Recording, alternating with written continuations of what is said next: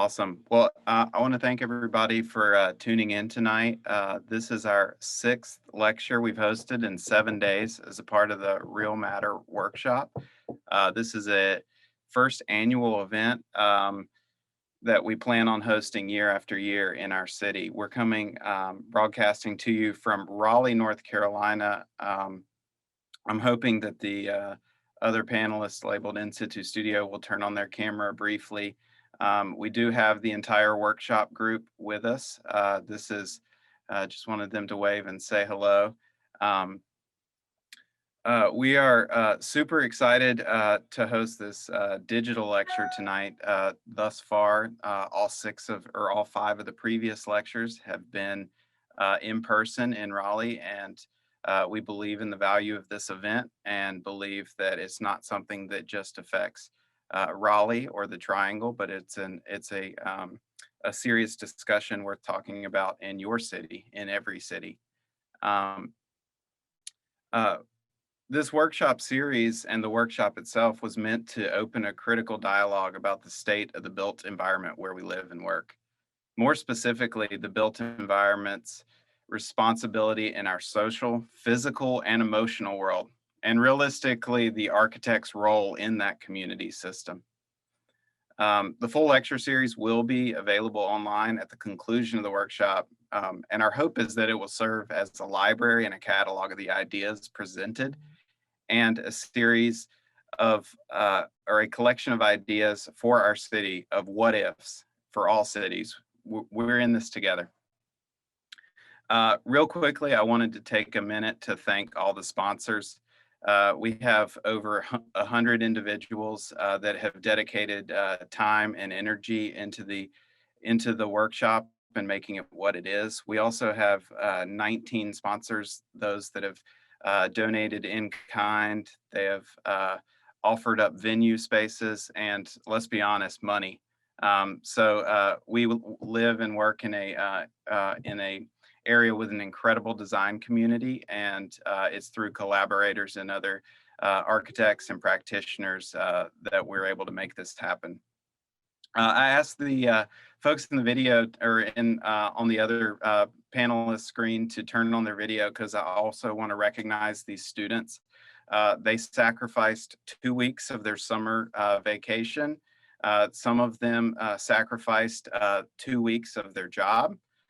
Some of them traveled from a long way. We have 17 students covering 6 states in the Southeast United States, and they represent 8 different universities. Them being here also means that they paid a tuition, and so us being able to have Jaume join us all the way from Mallorca tonight is because of their investment in this idea as well. So I just wanted to give them a shout out. Now, why we're here. I have the deep pleasure to introduce tonight's lecturer. Just to add to the story, he participated in a similar workshop in Olot, Spain 2 years ago that I attended. I got to see him lecture in person, and that lecture and that event was a catalyst for why this is all happening today. So that's very exciting to me. It's a great honor to get to introduce him. I'd also be remiss if I didn't mention the fact that the social isolation presented by the last 2 years of a pandemic has also led to this event. It's created space for the critique on the status quo. It's created space for our office to think, and it's created space for us to dream about what's possible for our city and how we can make a difference. So tonight, I want to introduce Jaume. He's a part of TED-A along with his partner Irene, and they are practicing in Palma de Mallorca, which is an island off the east coast of Spain in the Mediterranean. Their work has received accolades internationally, and they've contributed internationally to the academy and through the education of future students in all over the world in places in the US, in Germany, and Switzerland. They've been a part of the Porto Academy in Portugal. They've had their work exhibited in the Venice Biennale that was highly awarded. And I want to just take a minute to say the accolades don't just represent quality. They represent consistency over a period of time. And their work considers time and picks less. It considers life and gives, and considers community and culture as prerogative, not parameter. And so I'm going to end this introduction of Jaume with two quotes. The first is something that they wrote, and I want to read it because I think it sets the tone for what this workshop is all about. They wrote that we are interested in local, common, ordinary, infraordinary things. We feel absorbed by the traditional architectures of each place that we visit. Architectures without architects, common architectures coming from common sense. So that's the first quote. And the second one, this one you'll have to forgive me, Jaume. This one is my rough translation. Spanish is not my forte at all, but this is what I got from your words 2 years ago that were written in my sketchbook, highlighted, circled, and they've been kind of a driving force ever since. And you wrote, "Life should use architecture in perhaps the wrong way." So this is Zoom, and we have the chat feature, we have the question and answer feature that you can add along the way. And with that, please help me welcome in the chat, Jaume Mayol.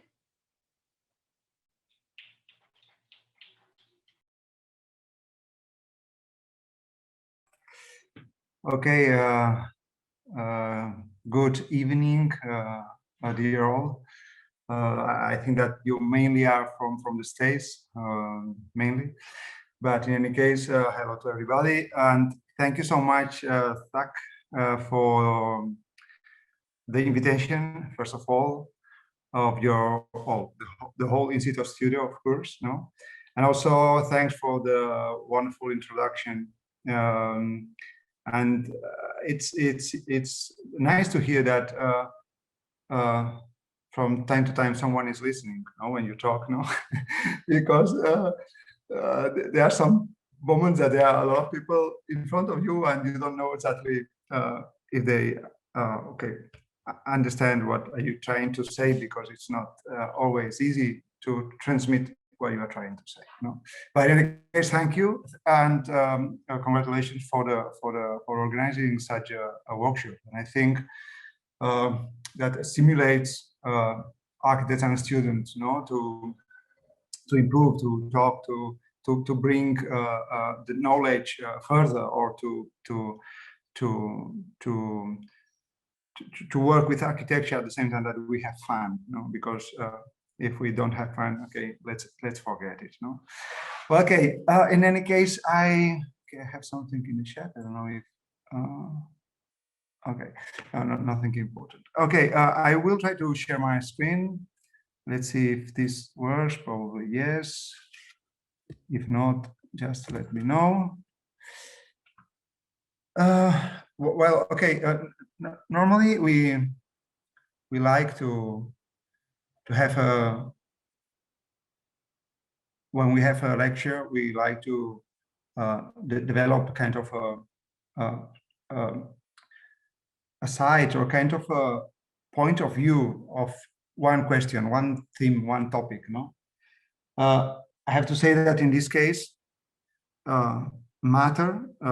Okay, I don't know when I have to stop talking about that, no, because it's for us, for our studio, no, it's such an important topic, no. And when I read it, the complete title, Real Matter, without the final S, I think it is, no, it's not real matters. That could be a double sense between what is important and not, and saying real is important, no? But it's just without the S. Then matter means material, no? Then when you talk about real and matter, we just add the question about this, no? About what means real matter, no? As the fact was introducing us, okay, we could say that this is our territory somehow, no? It's not a land, it's a piece of sea, you know, it's the Mediterranean Sea, you know. In the left hand, we have the mainland, the Spanish mainland, you know. This is Mallorca, you know, the Balearic Islands, we are here. Italy, Greece, Turkey, you know, and the north of Africa, you know. And this could be considered our territory, the place where we are used to work, where we were born, no, and where we live, no. It's important to start saying this because probably our position, the results of our work will be completely different if we work in another part of this world, no. I will try. Well, when Zach said to me, "Okay, I heard you at the RCR workshop. Okay, there we try to somehow give intensity, you know. But when you have someone that has been there, probably you want to have a bit more, you know. And that's why we introduce somehow new projects that you probably have never seen of our studio, no? And others that probably you have seen somewhere, but we always talking about matter, no? Where matter starts and where matter ends, no? And we have to talk about different topics related to matter, and each topic will be related to one project, but in any case, all the projects try to have all the topics, no? It's about complexity in architecture, no? However, the first topic will be local matter. Then probably following the local stuff, we will get into the typology. The typology also as a matter, no? Then what happens with this local, common, popular, ordinary, and infraordinary matter? What happens, no, when we move from our island, from our territory to another territory? Then also the urban fabric as part of a matter that we can work with, no? Then what happens if we start adding? We always add or transform layers of matter, no, on the place where we work, no? Then we try to work to talk about the different natures that the matter has, no? How important is every matter, no? Every matter matters. We never know when to stop, when it's the end of this, of a project, of even a lecture, of whatever we do. Where do you have to stop? Then we are going to go into this very small, very zoom in detail, saying small is beautiful, no? Most of the times we have seen all along history in capital letters or not, in traditional architecture or cultural architecture, we could say that matter has been reused, no?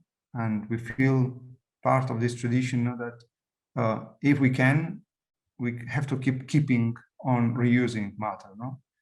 And at the end, there will be a very short epilogue that probably will have all the topics before, but just with 3 slides, just to start to talk about one project.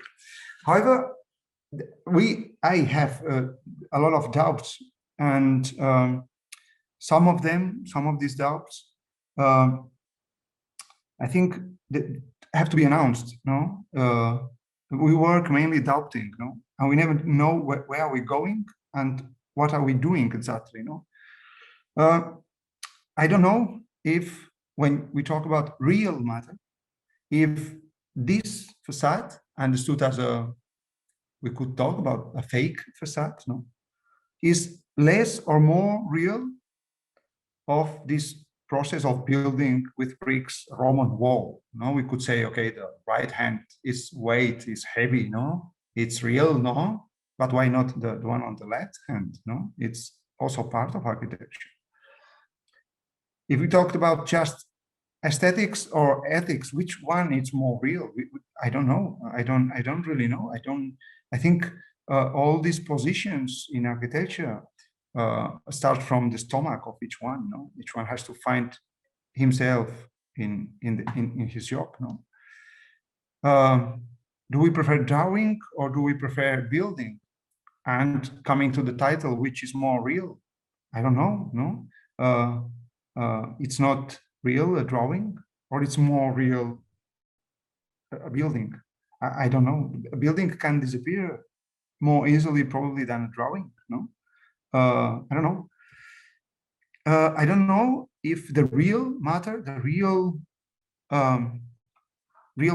matter prefers to work with tools or with hands. I don't know. It seems that the matter in the right hand, it's completely perceptible, tactile, no? And you okay, the art is working and thinking with her hands, no? But on the left hand, we have a tool, bots of a piano maker, no? To make real pianos, of course, no? And it's again the same. Probably our hands are also tools, no? But we can have the same tool for so many tools that are used for the same thing. In this case, hammers, no? Different sizes of hammers, different specificities of the hammer itself. Then one job, a lot of tools, and in the case, it's just one tool for so many jobs, no? Sorry. Do we prefer to work somehow together, no? Or do we prefer to work alone? On the right hand, Sigurd Leverens, one of the ones that I think he builds such a consistent architectures. I mean, consistent, trying to mean solid, heavy, then real. What is behind real, probably, no? But we cannot work alone. We cannot work alone. We need some other people to make it possible, no? We prefer to generate a system, or we prefer the specificity, no? I don't know if the system somehow more industrial than less craftsman, or the specific is more craftsman than more heavy, more I don't know. If the same stone can be used for so many aims, no, or just for one. I don't know if we have to stop when we talk about these heavy stones, no, such a real material, no, such a heavy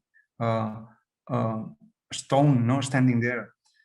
I think I cannot stop there. I would like to know where this stone comes from, no, and to understand what is a quarry and how this stone is subtracted from that place in order to be able to transform the origin of that stone, no, how to transform it, no.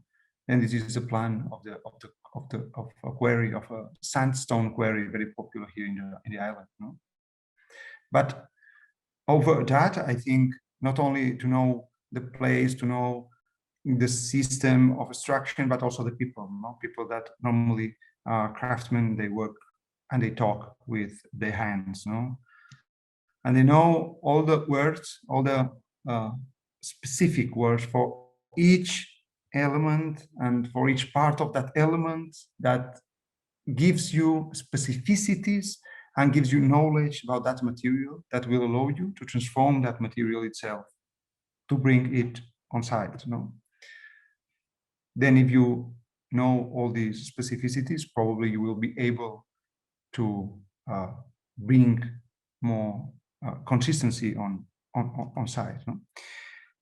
I will start talking about one project that was finished some more, but to bring the first topic called local matter. No? We always work with local matter.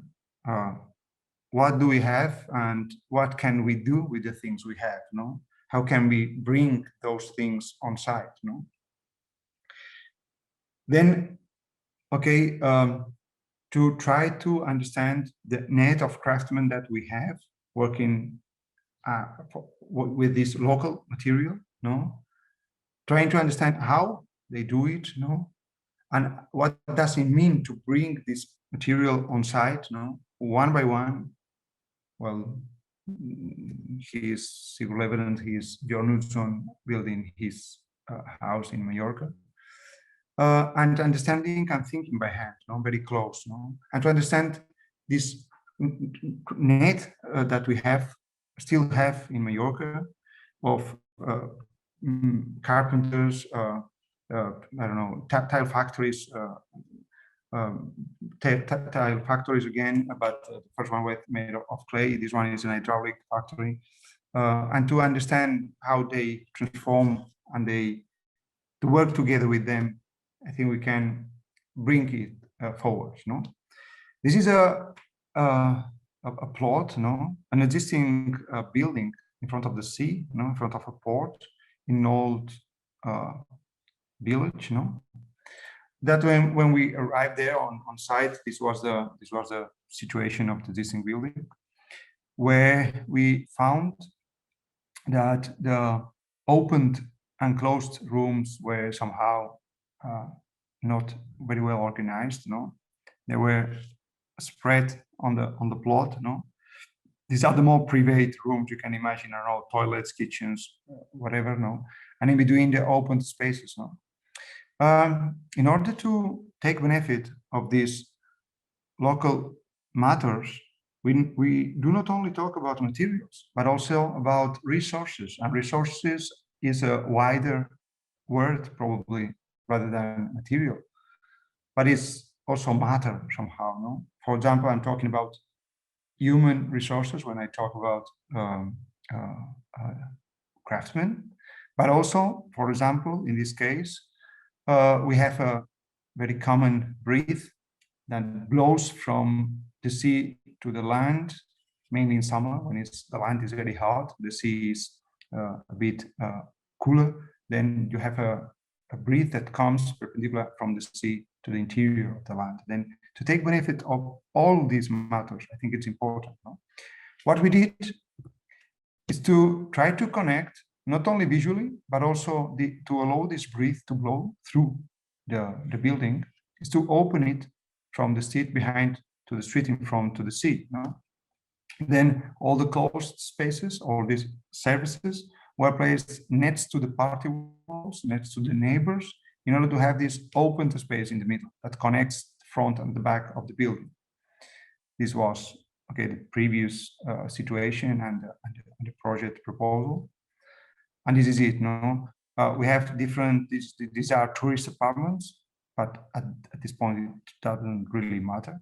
We will do the same strategy independent of the program, no? Where we have all the services, staircases and wardrobes and toilets and kitchens and everything, showers on the sides, no? And then one main common room in the center, no? Each room has, each apartment has a very wide outdoor space, no? Terrace or porch, no? This is the section through this service space, no? This kind of irregular space, no? And this is the section through the main space, through the middle space, no? As you see, each one has an outdoor space, no? This sequence of stepped building, no? And what happened when we decide to work with the material that you are going to see later on? You have to manage to define the interior. Each space, no? Each wall, each element has to be somehow defined through the material you use. No? And what did we use? No? Again, what do we have and what can we do with the things we have? No? one of the main materials we have in the island is the clay, bricks, tiles, whatever you can imagine, no? Common materials, no? That are made with clay taken from the island. It's not from abroad. It's not coming by boat or plane or whatever. No, it's coming from the island itself. No? And then, if at a certain point the architecture disappears somehow, it will come back to the land. It will be transformed somehow into earth again, into clay. No, then we're using this kind of this kind of bricks that you see, all this family of materials that are glazed or not, depending on the place they are placed. No, then what we did is, the first thing is that, as I explained you before, it was an existing building. Then we didn't need to somehow to build the structure. We just were doing a second layer, the interior layer of this apartment. However, we were the owner already has brought on site the isolation. It's natural cork panels that he had. No, then we need to use these cork panels as isolations in the facade. Then we need to do just the interior layer of bricks. No, then somehow this brick is called termoarcilla in Spain. Somehow thermal clay, the direct translation of the system and the material. And then what I want to mean is that this brick can be used at the same time as structure. It can hold. You can build bearing walls with it, no? And at the same time, because all the cells it has, can be used as a thermal isolation, no? But in this case, it wasn't a structure. It wasn't isolation. What we decided to do is to place the brick on a different position, no? Normally the holes are looking up. In this case, they are looking to the side, no? Just to show that the material, the matter itself, the brick itself, is just saying what is the brick doing, no? He's saying, I'm not a structure, I'm not isolation, I am just a finishing. This brick is just dressing the interior. It's just dressing it, no? All the interior is a module of this brick. The brick is 20 per 30. Then every dimension it's modularized by this the same brick in high and in horizontal also. No? And this is it. Well, what happens when you have on these walls to introduce electricity, for example? No, you don't want to have a plug switcher on this beautiful drawing, could say, with this beautiful pattern on the wall. Then what we did is to push certain bricks to the back, some millimeters, no, then to plaster in front of these bricks in order to have the position of these plugs, no, and then some games appear, no, and of course each brick is placed with a vertical joint all along the wall, and not having like in the middle, no, because it's not a structural wall, no, it's just kind of insisting on the same condition, no. Then what happens with the pavement? The pavement was going to be somehow the same material, but placed in another position and with another shape, no. This is a very popular, super popular material. It's a 15 per 15 clay tile that is whatever, no, but probably it's not used with this kind of joint, no. We are going to talk later on about joints, no. And then what we decided is to bring some bricks, some popular bricks as a pavement, just to make some, let's say, carpets to enter to the apartments or whatever, no. Some differentiations or specificities, no. This is a ventilation point, no, for a chimney, another one, and this kind of plinth, this kind of socle at the bottom of the walls, or this other kind of socle when you enter to the apartments. And to start to find specificities to make this a stair, or to make the bench, or to make whatever with the same material, just to play somehow with it, and or to find the opportunities for this material, no. Then there are some points that you decide to introduce somehow a playful to blink of an eye to the material and to have these playful situations. No, in this case, it was an original column. No, that when it crosses the pavement, somehow there is a bit of blood around the column, a bit of clay blood around it. No, and it's somehow playful. No, why we did it? We always have this sentence by Tesenov, who said, "And why not? If we can do it, why not? There is nothing against doing it. And there are some points that are much more, let's say, functional. When you have a bench, an outdoor bench, we put this glazed tile in order to be able to clean it easily. Or, for example, when we go inside of the toilets and bathrooms, we change the size of it, in order to modularize a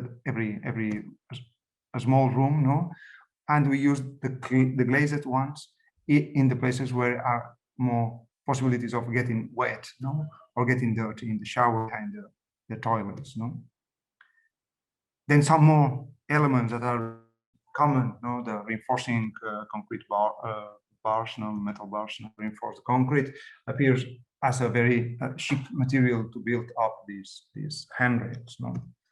But again, what do we have and what can we do with the things we have, in order to transform them into probably a new position, but that probably has never been used before, but why not? And very common solutions for the shades, blinds, whatever, that gives this privacy and also allows the breeze that we were talking before to cross the apartment and to have this somehow cooler atmosphere. And then what is super important, or the most important thing that we can talk as architects, life comes over our architecture and starts to be alive somehow. We are not anything without life.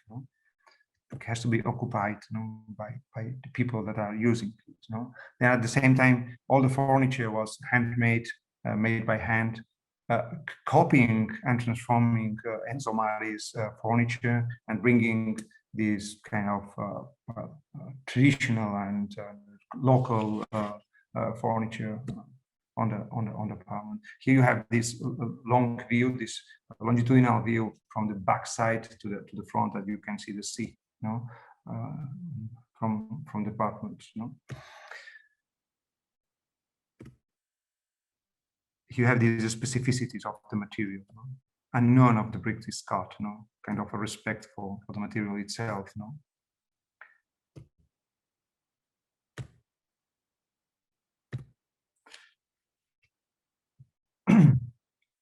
In every situation, you can start to ask which is the position that the material want to have, or which is how this material want to be on site. And you start to find answers. Probably we don't have time to talk about, for example, this pavement, but it's waste material that is transformed somehow in this clay gravel to have this small patio pavement. And wherever we can, we try to introduce this net of craftsmen. It's about the shoes, about the rock chair, about the hat. All are made with this material from the island. They are the owner, the son of the owner.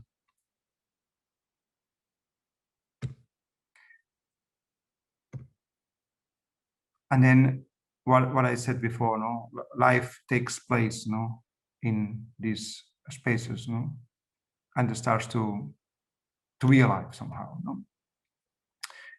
Something that is completely, absolutely related to the local, that is the first topic, is the typology.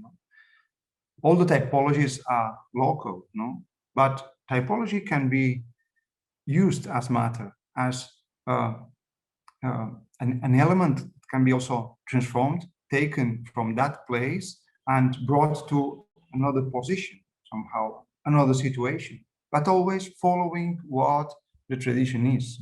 Tradition comes from the Latin tradere, that means bring things forward, no? And we really feel that we are part of this tradition. We are not trying to break, trying to be against, or I don't know, but just a step forward, a very small step forward, no?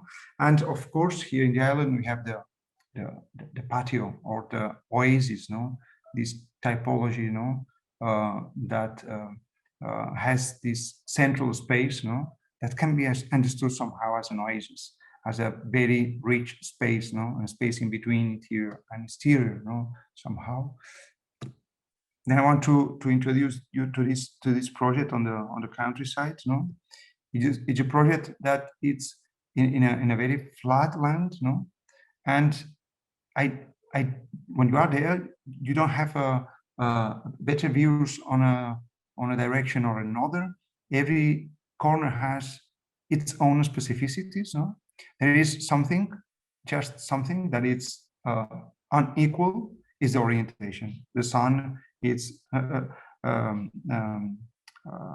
in the morning it's in the east, in the midday is in the south, and in the afternoon it's in the west, as everywhere in the world, and that makes a difference on site, no? Then what we did is to work with this kind of cross shape building that I don't know if it's about 2 L's or a cross, I don't know, and then to have a resin building these outdoor spaces in between rooms, no? Then on one hand, we have this kind of first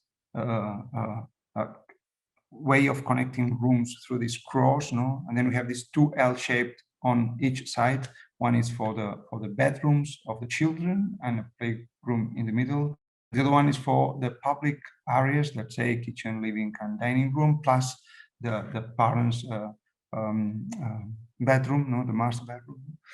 And then we have these 4 patios. One is for the children, and then 2 in between, no, the bedrooms and the public spaces, and the fourth one is this for the living and dining spaces, no. And this is how it works. It's a local typology of let's say a pitch roof, double pitch roof with clay tiles, nothing different, no, and using the mares, this sandstone that probably you have seen in Journals on House mainly, no, but it's a sandstone. It's a very soft stone, no. Well, it depends on the quarry you take it from, but normally it's very soft, no.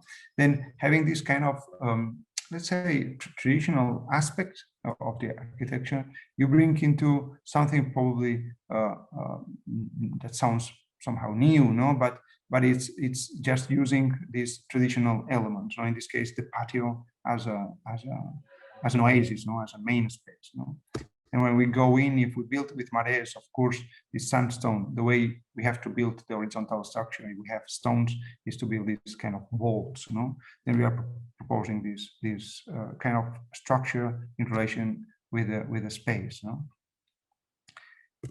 As you see, some projects will be shorter, some will be longer, no, not to last that much. However, if we move forward, talking about this local and common aspects of the matter, it's the same, and I want to introduce this right in the beginning of the lecture, not at the very end, because it's exactly the same that we do when we work abroad of our island, no?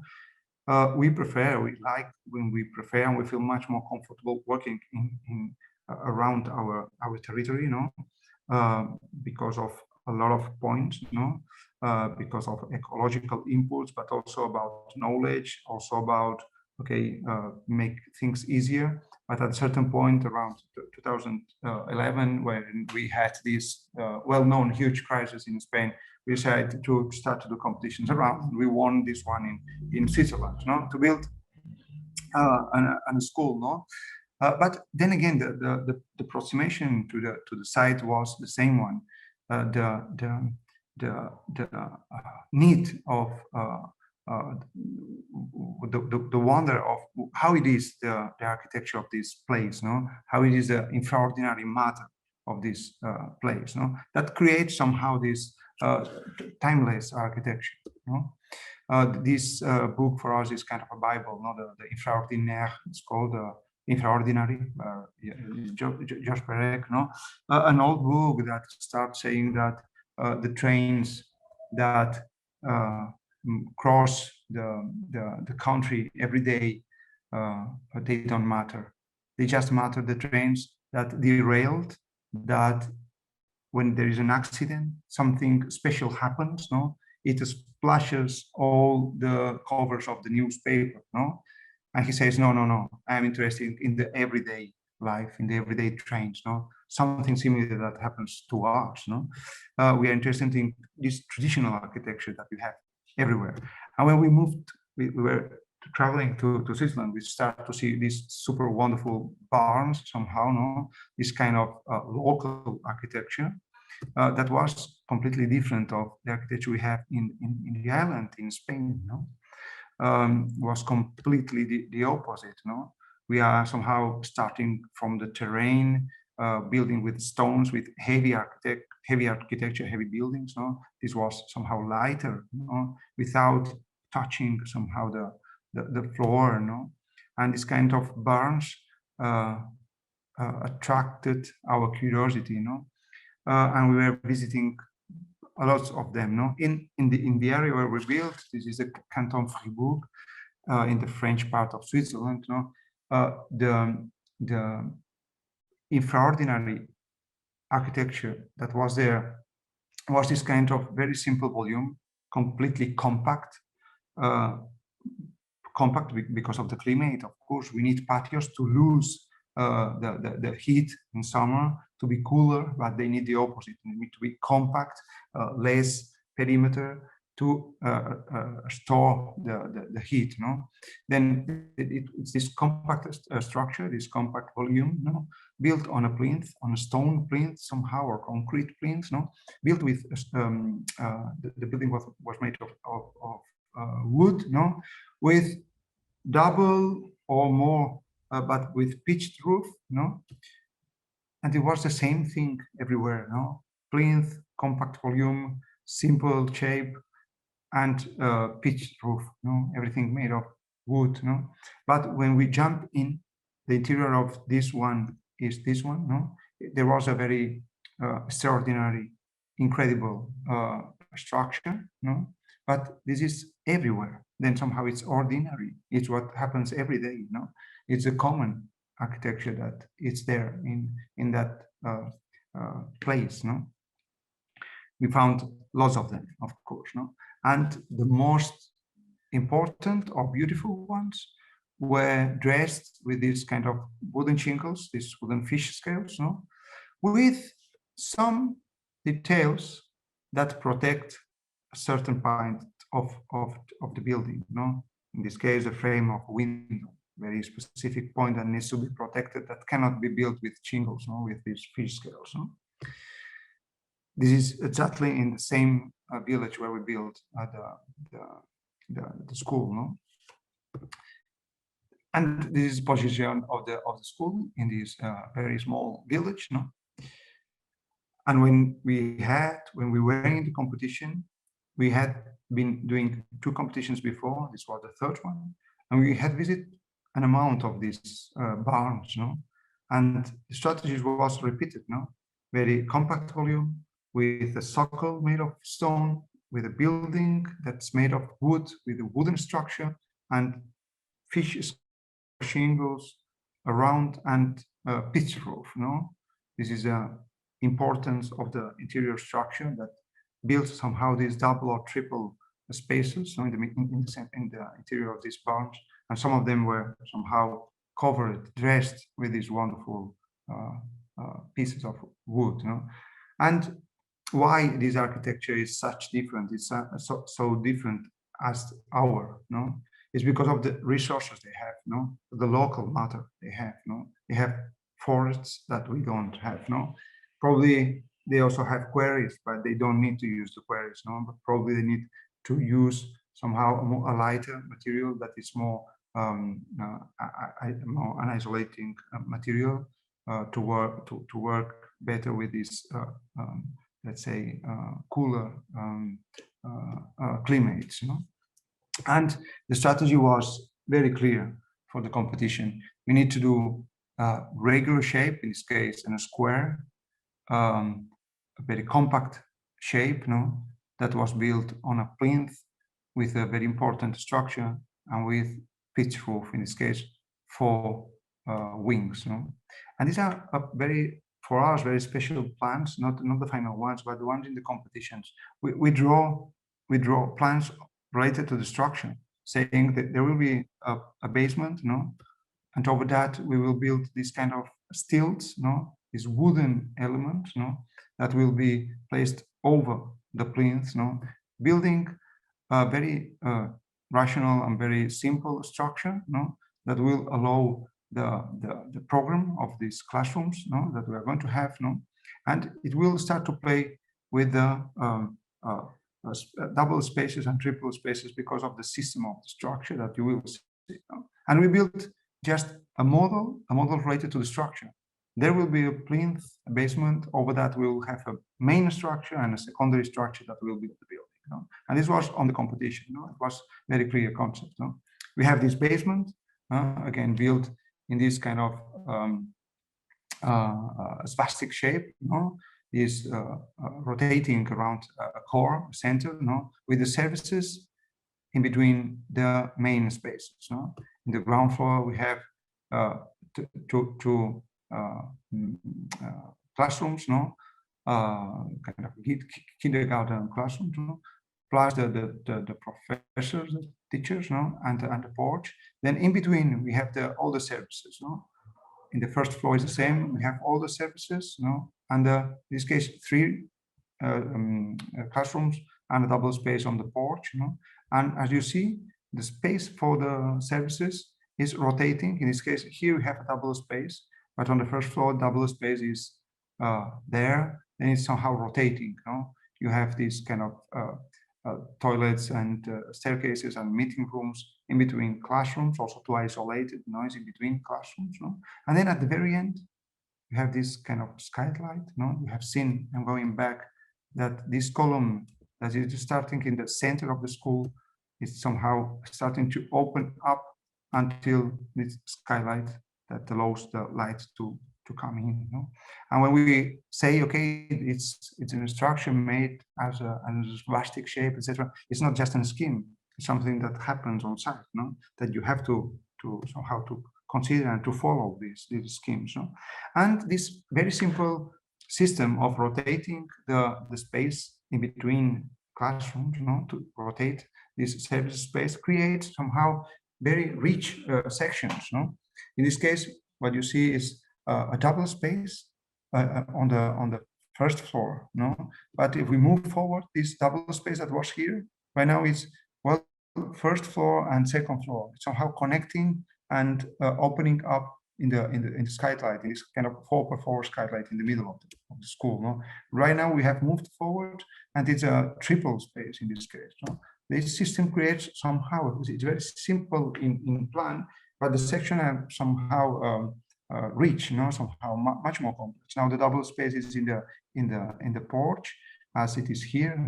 Then the one in the porch connects to the first floor, and the fourth floor to the second, and to the skylight again. You have this somehow rich section, or interesting section, or complex section, starting just with a very simple scheme. Okay, we had the opportunity of building somehow these big models. The facade is not that big, but the others are bigger, to check the dimensions, how the building will be built. This is a mock-up with it on site, to check different treatments for the wood. As you see, they are different, etc. But then we had also the possibility of working with very, well, the scale is 1:15. It's not super big, but it's you start to understand, not 1 centimeter, but perhaps 2 centimeters. You start to understand what it's smaller or bigger than 2 centimeters. Then in this case, this is a plan for the model of the porch. that we built somehow, no? Then you taking photos, you start to understand this is 8 centimeters, then the size of this element, it's the one you want to have, no, etc. No? You start to understand not only the space but also all the elements that are on site. No, if you have a beam and the facade, and in between here, when it touches the perpendicular facade, you need to have a gap. You have it, you know, on the model. You start to perceive somehow a lot of detail in these models. No, we had several of them. For example, as the one in the last the upper floor classrooms, no, where it can seem, no, that some of the joints are not very precise, but they are. No, this is the gap for blowing the air, no, the conditioning, no, into the classroom. No, it was in this site and also there. No, then you start to perceive a lot of with precision, no, different elements, or how a beam is connected, no, to with this small gap there, this small 5 centimeters, to allow the secondary beams to be on the main one. No? Then with these models, you start to build something. No, it's not a render that it's somehow unexisting. No, you don't see the matter. No, a render cannot fall down. No, but a model it can. No, and a model is somehow a first test to build something. No, you understand the layers. You understand not only the space but the material. No. Then that was the result. Somehow I think it seems kind of an old building. No, a building that was there before. No, when you see it from far. But when you approach it, no, you start to perceive somehow that it has elements of the tradition, but it starts to become somehow elegant, we could say, no, because what we understood, it okay, this isn't school, it's not. It's very important, you know, for the society. You know, school is the future of society. You know, it's where children go there to learn. You know? Then there are some elements that are there for a specific solutions, specific constructive solutions. No, as for example, these Cooper scales that you have at the bottom of the facade, no, in the horizontal elements there. No, it's because they allow the snow and the rain to be there, and without rooting this first row of scales. No, and there are other elements like the circle you have here, you know, that are somehow much more cultural, we could say. No, but a center allows people to meet. No, and this one, it's a serious square to when you get in the school. No, but there is also another one, another circle in the middle of the school. No, this one is full, the other one in the center is empty. No, it's this triple space that you have in the middle. No, then both they are talking together. No, somehow. And there are other elements. No, as these two columns, for example, that I think they play somehow a role, a playful role. No, that starts to talk about bringing things together. No, adding elements one over the other. No, also this specific solution for both of them. No, these are somehow super big, no, white, no, and they have on top a super heavy building, a dark building. No, they are just 2 meters 20, and they are somehow unstable. No, they feel that they are somehow suffering, no, to hold the building. You are going to see that these two, and there are two, not one.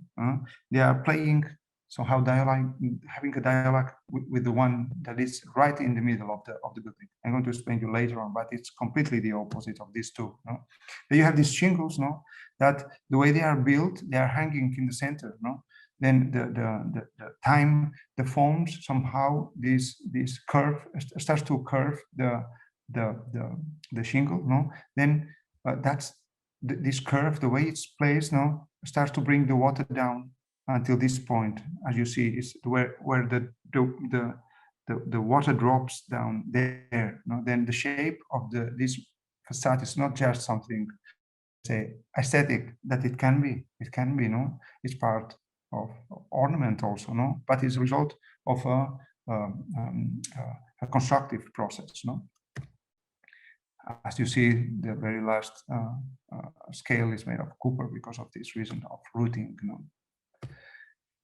And when you go into the porch, you see somehow the model we have seen before with all the details and all the gaps and different materials that you have, no?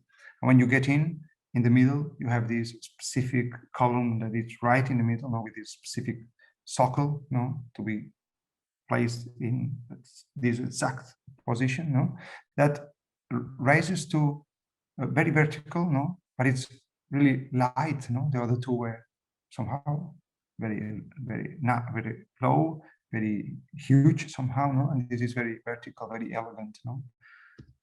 And at the end, it opens up just to hold somehow light, not a building, not a dark building, but a very light material, no, the light itself. No? And when we walk around, no, you see these double and triple spaces, no, this space of connection, this space of meeting people, meeting the students in between them. No, you see the interior of some of the classrooms, etc. You know, and when you get on top of this the second floor, you find this skylight, and you perceive it as somehow all these cables hanging, you know, these lamps that are here and there, they are around this structure, and you feel somehow this atmosphere of an old barn, you know, somehow. And when we get into the classrooms, you start to see the specificity of each material. Well, these are the handrails or whatever, you know. But when you get in each space, you know, you start to see how every element tries to be on site, you know, with very strong precision, you know, could say. This could be a transformation of an extraordinary architecture into a contemporary school, you know, that it's always looking to the villages around on this kind of common architectures that we have around. But this one was on the countryside, no, on the, well, it's in a village, but it's very it's not a very dense one. But we understand also that the urban fabric can be understood also as a matter, no, as a possible matter to work with and to find a solution of a project. You know? In this case, what we had is an in-between party walls village, you know, and we had this position here, a corner. This is a street, another street, and service path. This just belongs to these neighbors. You know? And in this urban fabric, what we have is patios in the interior of the block. No? I'm going back. No? Here we have a street there and a street here. Then the houses are in front of the street. They have the patio on the back. These are houses, and the patios are on the back again. No? But the south is here. Then those three are in the shadow. No? They are always wet. No? They don't have sun, or they don't have that much sun. No? Then what we decided is, instead of building next to the main street, what we did is to build next to the secondary street in order to have this new patio position that is connected one street and the other. And in this case, we could say that we have a street patio somehow that connects the back and the front of the house. No?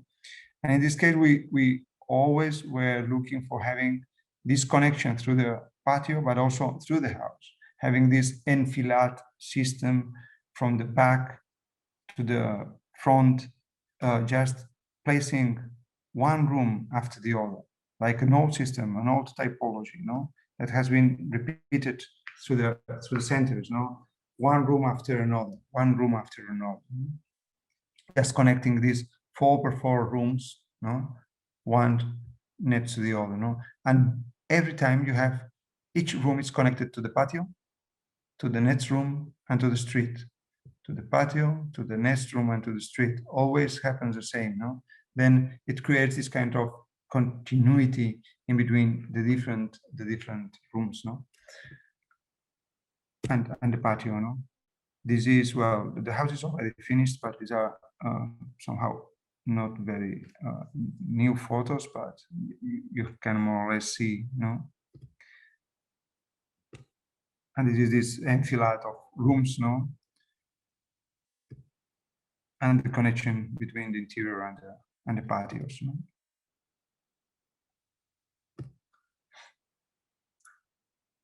Of course, we could talk about the material and the matter, no? But we are going to talk about this in another project, no? As we said before, when we build, we always add layers, no? Perhaps just one, or we take some out, or we take some in, but we are talking about layering the materials and the matter on site, no?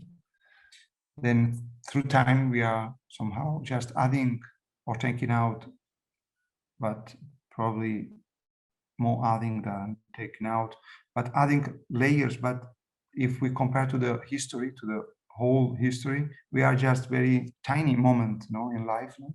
And what is important is to understand that someone has been there before, and above all, that probably someone will be there after us. We are not the very last one intervening, no?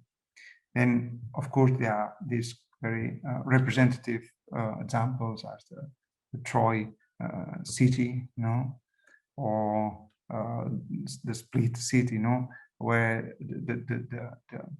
it's reusing somehow urban fabric, no? In this case, it's an old palazzo, an old palace, no, that has been transformed into a city itself, no? The door of the city was the door of the palace. This place here was a church, now it's in a square, etc. No? It's transforming, no? This is the Cordoba Mosque in Spain. It was somehow always related to religion, but it's a building that has been transformed through the years, no? Or old Roman buildings that were just one building and now are parts of a city, no? Mainly transformed into a square, no? As this one in Lucca, no? That it's an amphitheatrum that has been transformed into this beautiful square in the north of Italy, no? Or existing buildings that are somehow transformed, they bring forward the situation of this building. They transform it, adding layers, sometimes in a very traditional way, and sometimes in a very, let's say, cultural way, but allowing each material to be there as itself, no? Well, in this case, we have an apartment in the main city of the island called Palma. We are in the city center. We are in a corner. We have the street on top and on the right hand, no? And the situation we found was this one, no? There is an entrance here, no? And it was empty. This is a building built during the 70s, no? But the owner bought the apartment when another owner has already started to demolish everything. Then when he bought it, our client, let's say, it was a kind of a ruin, you know, it was kind of an after-war building, you know, because it was just done the demolitions. No? Then what we found is a perimeter made of sandstone, this stone that is very porous, no? It isolates a bit, but it's very wet, no? Then, and there was this perimeter, plus an existing structure made of concrete and some beams, no? Then, in relation with the, let's say, distribution of the program, no, we had 2 bedrooms, plus toilet, no, and kitchen, that they were the more closed spaces, no? And we placed these rooms in this shares position, no, in order to have somehow these diagonals through the space to obtain longer views and to extend, to enlarge the building somehow. Then inside of each space, you have other elements that divide the space. No? You have one bedroom, another bedroom with the bathroom, no? A small toilet here, plus the kitchen, and then entrance playground or playroom, no? The dining and living.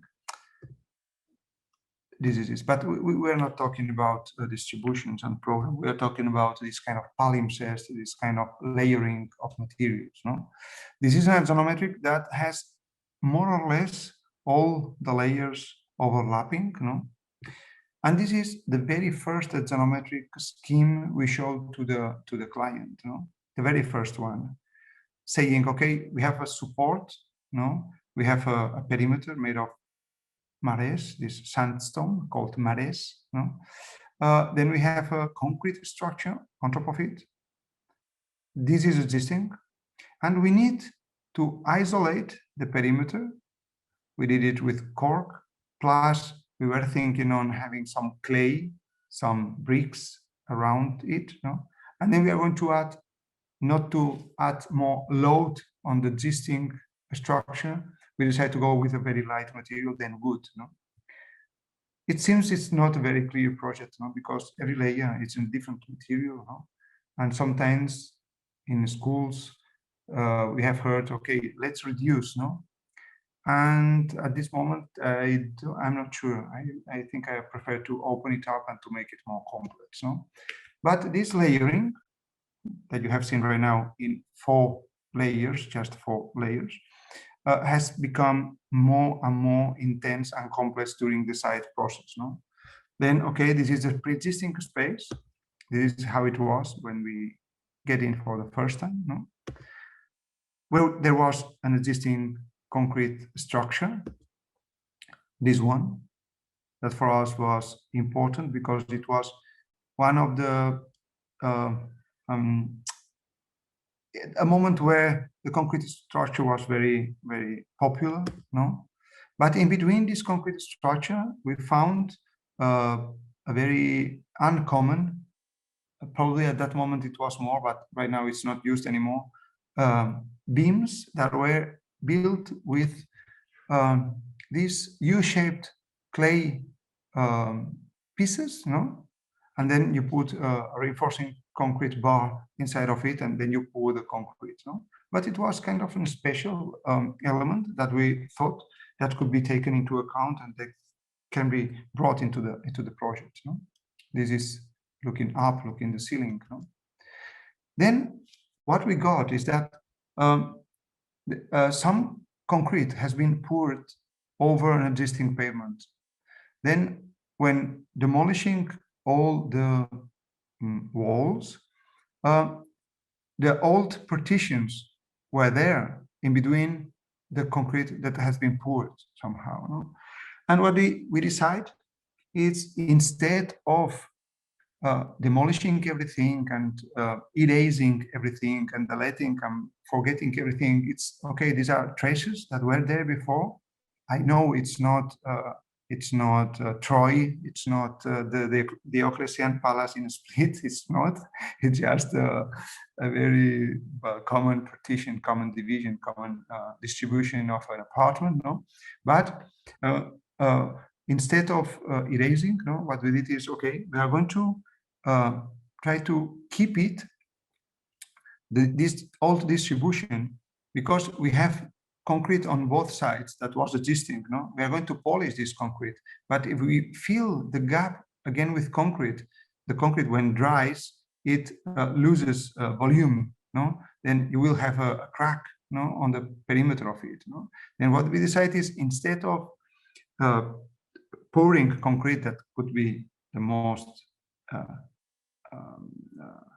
common or immediate answer. No? What we decide is to fill these gaps with marble, with pieces of marble, very common marble. No, then what we did is this was the gap.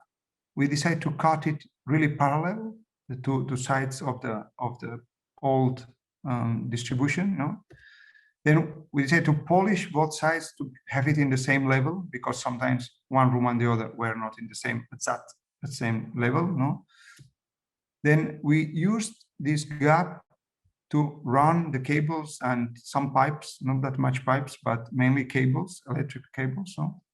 And then what we decided is to put this marble. We call this very precise craftsman working stone. No, and he did this crazy puzzle. No, very nice pieces. No, to be able to fill this gap and to obtain this somehow continuity. No, when the gap changes the dimension or changes the direction, there is no joint there. The joint is in between the places where the gap changes the dimension or direction, no? To have this continuity somehow. No? Then we placed in every gap, no, and then we polish it, no, and at the moment we had this continuity of the pre-existing and the new pavement, no, and it was because of a solution, of a building solution, of a constructive solution. No? At the moment we decided to build the second layer after the isolation. I went to a clay brick factory, no, to ask for cheap material, no, and they were laughing at me somehow, saying, "Okay, all the material you have is very cheap, no. You don't have to have, you don't need to have a cheaper material, no." And well, at a certain point, I discovered in a corner an amount of bricks, no, that were, well, full of spider webs. Well, they were there for a long time, no. And I asked about it, no. He said, "Okay, I will not never sell these pieces of clay, no. These pieces of clay were these ones, no. Normally they are placed in this position, no. They are adjusting pieces of 5 and 10 centimeters of a system that are placed one next to the other, like you see here, no. This is how they sell it to you, like a block, no? You need to cut it. Well, you put it on the floor and it breaks, no? But because it was cheap and not very deep, it was just 5 or 10 centimeters, we decided to bring it on site. It's each one is 20 per 20 centimeters on the side, no? And then we just turn it, no? Showing what is normally the interior side, no? Plus another piece, another element that is a clay tile, very common clay tile that was going to be used to have some specific points to solve. No? Then what we did is this second layer, the inner layer, and always having these vertical rows, no, showing that this is not a structure, no, it's not holding anything, no. And I think this is small plinth in the bottom just to adjust the dimension, no? And we start to have some specific points where to use the tile, this 20 per 20 tile, the clay tile that is very common in the island, no? And also to solve one problem, no? Because as you saw, this is a very it has a lot of relief, this piece, no? Then when we thought about having the plugs on this wall, that wasn't possible to plug it, to screw it on the wall, no? Then what we decided is to substitute at a certain point the bricks for this tile, that we just needed to have these very specific holes on it to take out the cables and to screw the electrical mechanisms, no? Then the pieces of wood arrived, no? And what we did is to specify every one of the sticks, every one of the joints, no? We studied very carefully if every stick, every bar, every wooden element, and we place it really precisely on site in relation with the marbles and every point, no? This is kind of a mock-up, we could say, no? And then what do we do when we have this ceiling, this very attractive, well, a specific ceiling, this very rough ceiling, no? How can I bring the lights, the bulbs in the center of the space, no?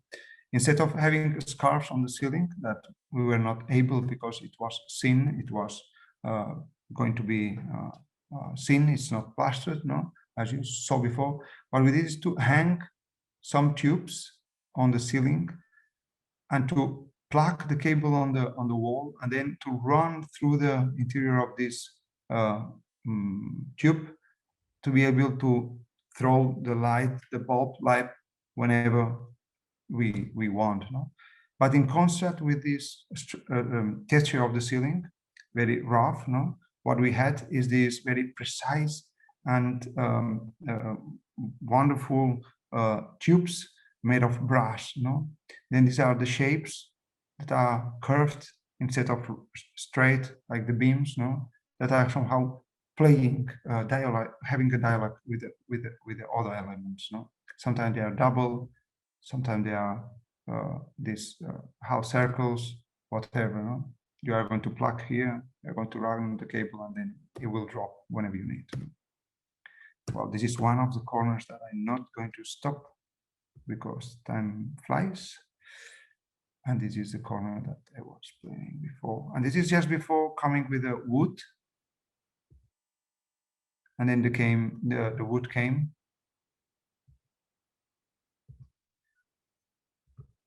And it is more or less how it is right now, no? With already the electric cables on site and the box is more or less finished. No, we are just finishing some very small details inside of the bathrooms and toilets and kitchen, and well, we are building the taps and all these very small details. No, let's talk about the nature of the matter. No, each matter, I have somehow introduced it before when talking about Switzerland. No, they build with these light materials that allows you to construct really fast. In Switzerland, the handmade, the people get very well paid because the man, it's very expensive there. Then if you can build quickly, it's better. If you build with something lighter, it's quicker, then it's cheaper. If you build with something light, you start to somehow isolate the building. No? Then not only the typology of compactness, but also the material follows the climate needs. But on the other hand, here in the island, what we need is the opposite. We need to have inertia, we need to have weight, we need to have, we have resources that come from the stone, no? But sometimes you need to mix them up, no? This is a public housing project that we are finishing with the project probably on the next few months, no? And it's playing with this double nature. On one hand, the heavy building, no, the mass, the inertia, the stone, no, and the other hand, the lightness, no, something that is completely a building that is completely light, no, completely fast to build, no. On one hand, this sandstone, this is an interior of a quarry here in the island, no.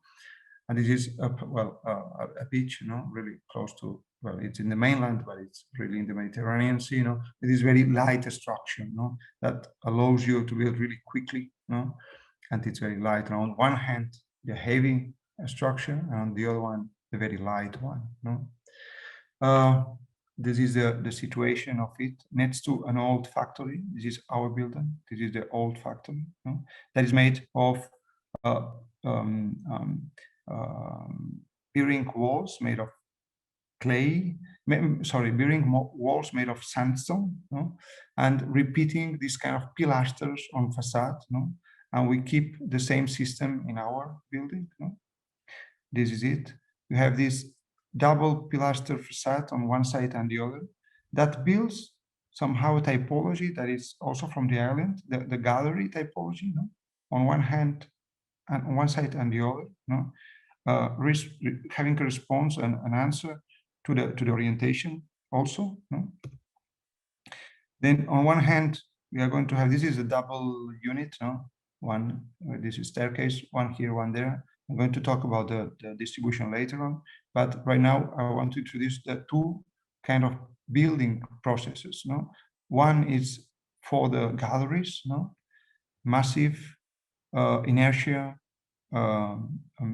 isolation, relation with the facade, no, with the surroundings. No, these two galleries, and the other one is the interior. As I talked to you before, this is a public building that needs to be built really quickly, really fast. No, then we first are going to build the core, the interior part of it, and that needs to have Phoenicians, need to have facilities, need to have cables, tubes, etc., pavements, etc., no, plastering, etc. And the one on the sides doesn't need anything, will not have facilities, will not have Phoenician. The Phoenician is a stone itself, etc. Then probably this part here will be finished very quickly. And when they finish the interior of this one, they will keep on going up with the facade, with the gallery area. No, and this is more or less it. No, that you have this kind of inertia on the sides, heavy massiveness. No, that's why we built this kind of very small, very tiny, bold structure, because it's heavier, even heavier. No, that is really in contrast with the interior one. No, just because of the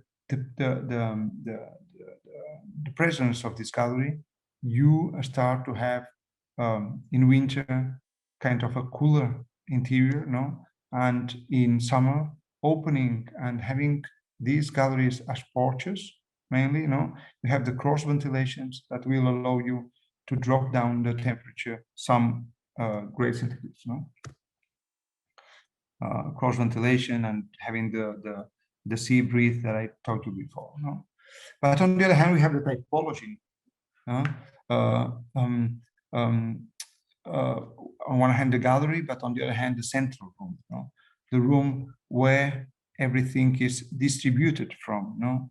The room where everybody passes by to go to the bedroom, to go to the living, to go to the kitchen, etc. No? And that's what we work with, no? This central octagonal room that has on the central space, they have the services, no? Kitchen, bathroom, and storage, no? And then on the main spaces, you have two bedrooms, no? And a living room, no?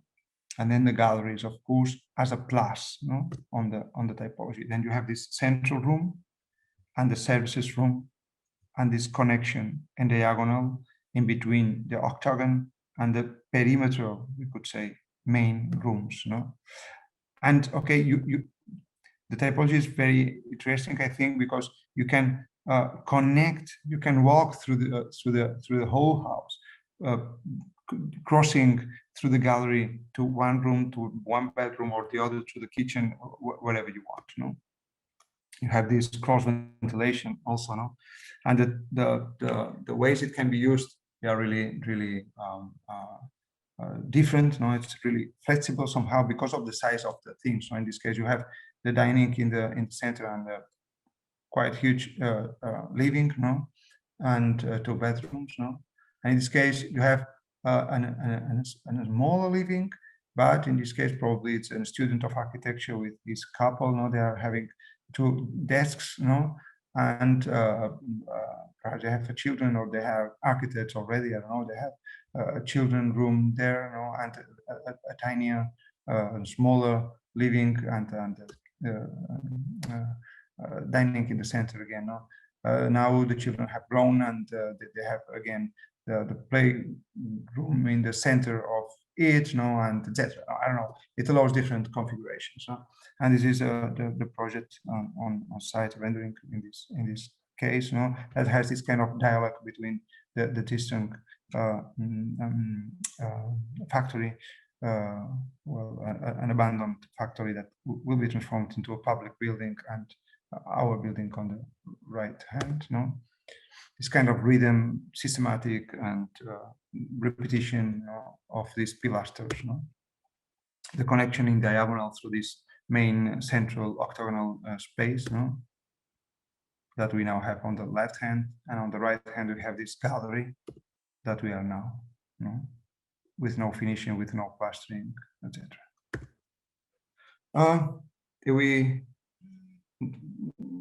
Now we have had kind of a long somehow introduction to different elements, but every element matters, every matter matters, every element that you bring on site wants to be something, and this is also about tradition again, tradition and typology, and we are starting to bring somehow more concepts on the project.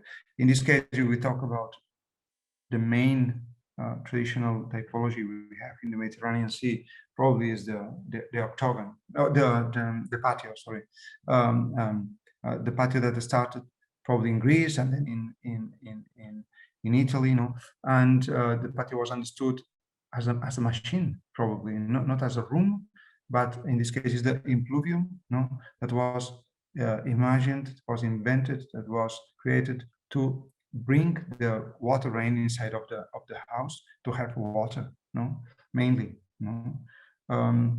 then this impluvium, this kind of machine, as a core, as the center of the house, traveled to the north of Italy, in the Lombardia, in Florence, that area there, and the business families start to build this kind of important palaces, where the main space was the patio. The patio was a representative space, but still here you have a cistern, was in a space to keep the water, to have water for the palace in this case, and this is Mallorca now. It's not Italy anymore, but it's the same typology. The typologies travel through the latitudes through the same latitudes of the world, in this case in between the Mediterranean Sea, and they are just transformed because in Mallorca we don't have the same stone that they have in the north of Italy. We have this kind of mares that you see here again, is this sandstone, and the proportions and the solutions of the structure, etc., they are different, but the aim of the typology is the same, to have this representative central outdoor space. There is one specific typology called possession. The direct translation is possession, in fact.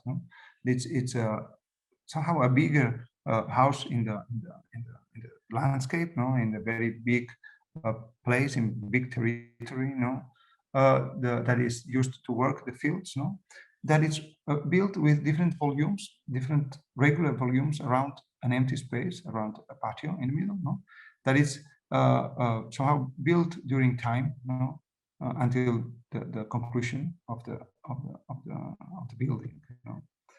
And where you find inside of this patio, you find porches, you find different spaces in this outdoor space. This typology of the patios, of course, has arrived until today, but mainly in the second part of the 20th century, this group of architects, we could say, called by Kenneth Frampton, the critical regionalists, they took the traditional typologies, they took them from history, they took them from tradition, and they contemporized them. They bring it into the present. And this is the Journalson house here in Mallorca, again built around this empty space, this patio in the center, in the core, as a core. All these other examples, where the main space, it's the central space. It's an open space, that occupies the center of the house. It's the main point. Sometimes people from north, in this case Alvarado, flying and traveling to the Mediterranean Sea, they brought it to the north, feeling in love with this atmosphere. In this case, he needed to build somehow this fireplace outdoors to be able to use it. And this outdoor space can be understood also, again, as an oasis. And what we try to do with this tradition is to bring it forward, to transform it somehow, as Luca Galofaro did this photograph taken in the 60s, no, and transforming with this kind of collage and bringing tradition forward. No? In this case, we are on a countryside. We are in a huge, well, it's a huge plot. It's not very huge, but in Mallorca, everything is very small. Then this is somehow 10,000 square meters. No? And this was the first photo we took from that site. No, the site is here in the plot. This is the sea, the Palma Bay. No, and we are looking south. No, and this photo was really important for us because was the first intention of the project was already there. No, we were walking through this street. We have this kind of slope going down. No, and we wanted to keep this view when building the house. And then the first strategy was, okay, we are going to hide the house into the terrain, no? But then again, looking closer to the site, we found on site two things, no? On one hand, these rocks that appeared everywhere, then probably the terrain was very heavy, very strong, no? And on the other hand, this was kind of a garden, an existing garden, a lot of flowers, a lot of smells, a local garden, a local wild garden, different colors of flowers, like I don't know, pink, white, yellow, I don't know, and different smells were there, no? And also these stones around. Then bringing this zoom out and zoom in to the project, the zoom out patio and the zoom in views plus this garden stone, we got into this section. We are going to bury the house into the terrain. The house will have a patio in the middle, and the roof will be a green roof that gives inertia and isolates the interior, of course, and you will see over it and you will understand it as part of the landscape. And on the other hand, this section will allow the breeze coming from the sea to enter through the house and to exit through this kind of chimney effect through the patio. No? This is somehow a practice we did afterwards. Of course, it's not in advance. You did. I did it just to explain somehow a process. No, the origin was this kind of cloister, this kind of patio. No, the regular patio, probably a square or rectangle when you draw for the first time. Then we were started on transforming this patio, no? Then pushing the central, the sides of this interior facade of the patio to the interior. We were somehow creating spaces in the space. No? Then the strategy we followed was just pushing the center of each facade of the patio in order to get 5 spaces, 4 in the corners and 1 in the middle. And at a certain point, we said, okay, we can cover the central part, understood as a porch. Not finally, it was not exactly a porch. It was much better. I will explain you later, but at the moment we can call it porch and 4 patios. Then the original patio was transformed somehow in this different patio. No? Then talking about these possessions that I have been introducing you before, what we did is to organize the different rooms as a necklace around an empty space. No, every room is an individual structure. It's an individual room around this patio. Then some of the rooms are somehow they are in the patio. They want to be in. Then these rooms are in between the central space. Then 2 patios on the side. No, it's a privileged room in a certain way. No, then the central part of it will be covered somehow. We'll see how. And this is a very rough first model we did of the roof that could be understood as a topography somehow. These 4 patios and the porch in the center. No? Then, as we said, each room is an individual structure. Then the structure of the house will be made of bearing walls, no? That will allow us to build the distribution, the rooms. No? Then on the perimeter, we are going to place all the services that this strategy will give us more isolation, more inertia, and will allow us to have more interior relations through the different rooms, through the patios. No? Then this was the final plan. On top, of course, we have always the street, and at the bottom we have the views. No? Then this part here is in the terrain, no? So half buried in the terrain, no? And this is where we have the bedrooms, no? We only have one entrance through here. Then we have the public rooms on the south facade looking the views, no? And the bedrooms on the north side looking the patios, no? One of them is looking out. All this upper part is 90 centimeters over the one in the lower one. Why? Because the topography is kind of sloping down, you know, going down, no?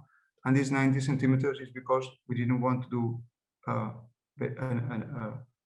stronger, a heavier excavation, no? We're looking for a very soft excavation, a minimum excavation. Then we had two levels. One is 90 centimeters up the other one. But it has just one floor. But if we do the same plan, the same rooms, but we cut over the beams you have from 220 to 240, we get into another plan. The relations in between the rooms, it's completely different over this level, no? Well, this is a plan where we show our doubts, no? When we are starting to build while drawing, no? Every one of these small lines is the dimension of a brick plus a joint. Then it's 24 plus 1 is 25. Then every room it's a module of 25, no? Then some doubts are in this drawing. Also, no, if we build with bricks, probably we needed to build with walls, but this was expensive, of course. And how we thought about the pavements, the furniture, the different elements that are on site. No? That very simple strategy of having, let's say, a necklace of rooms and some rooms that are in the patio and the different of heights, no, gives you this very simple scheme, brings the project into a very somehow complex situation. No? In this very first section on top, everything is interior. On the bottom we have the living room, and on top we have the bedrooms area, no? And everything is interior. If we move to the back 2 meters or 3, no? We have an interior, then an exterior, then an interior, another exterior, another interior. And some rooms are 90 centimeters over the other ones. No? Then the following section, moving back again, it's interior, then a long exterior in 2 different levels. A part is covered and another interior. If we move back again, everything is interior or exterior, and the in-between space, it's a covered patio. It's where the porch, the kind of porch is. No? Then, okay, this complexity somehow starts from this very simple scheme in plan and sections, no? And it's transformed element by element, room by room, into something more richer, something more complex, we'll say. No? You have seen in all these sections a lot of elements like beams, like bricks on the walls, like lintels, like, well, all the elements, all the constructive elements we need to build a house, no, that are somehow defining the house itself. No? They are defining the space, they are characterizing this interior. This interior is only made of these building elements, no?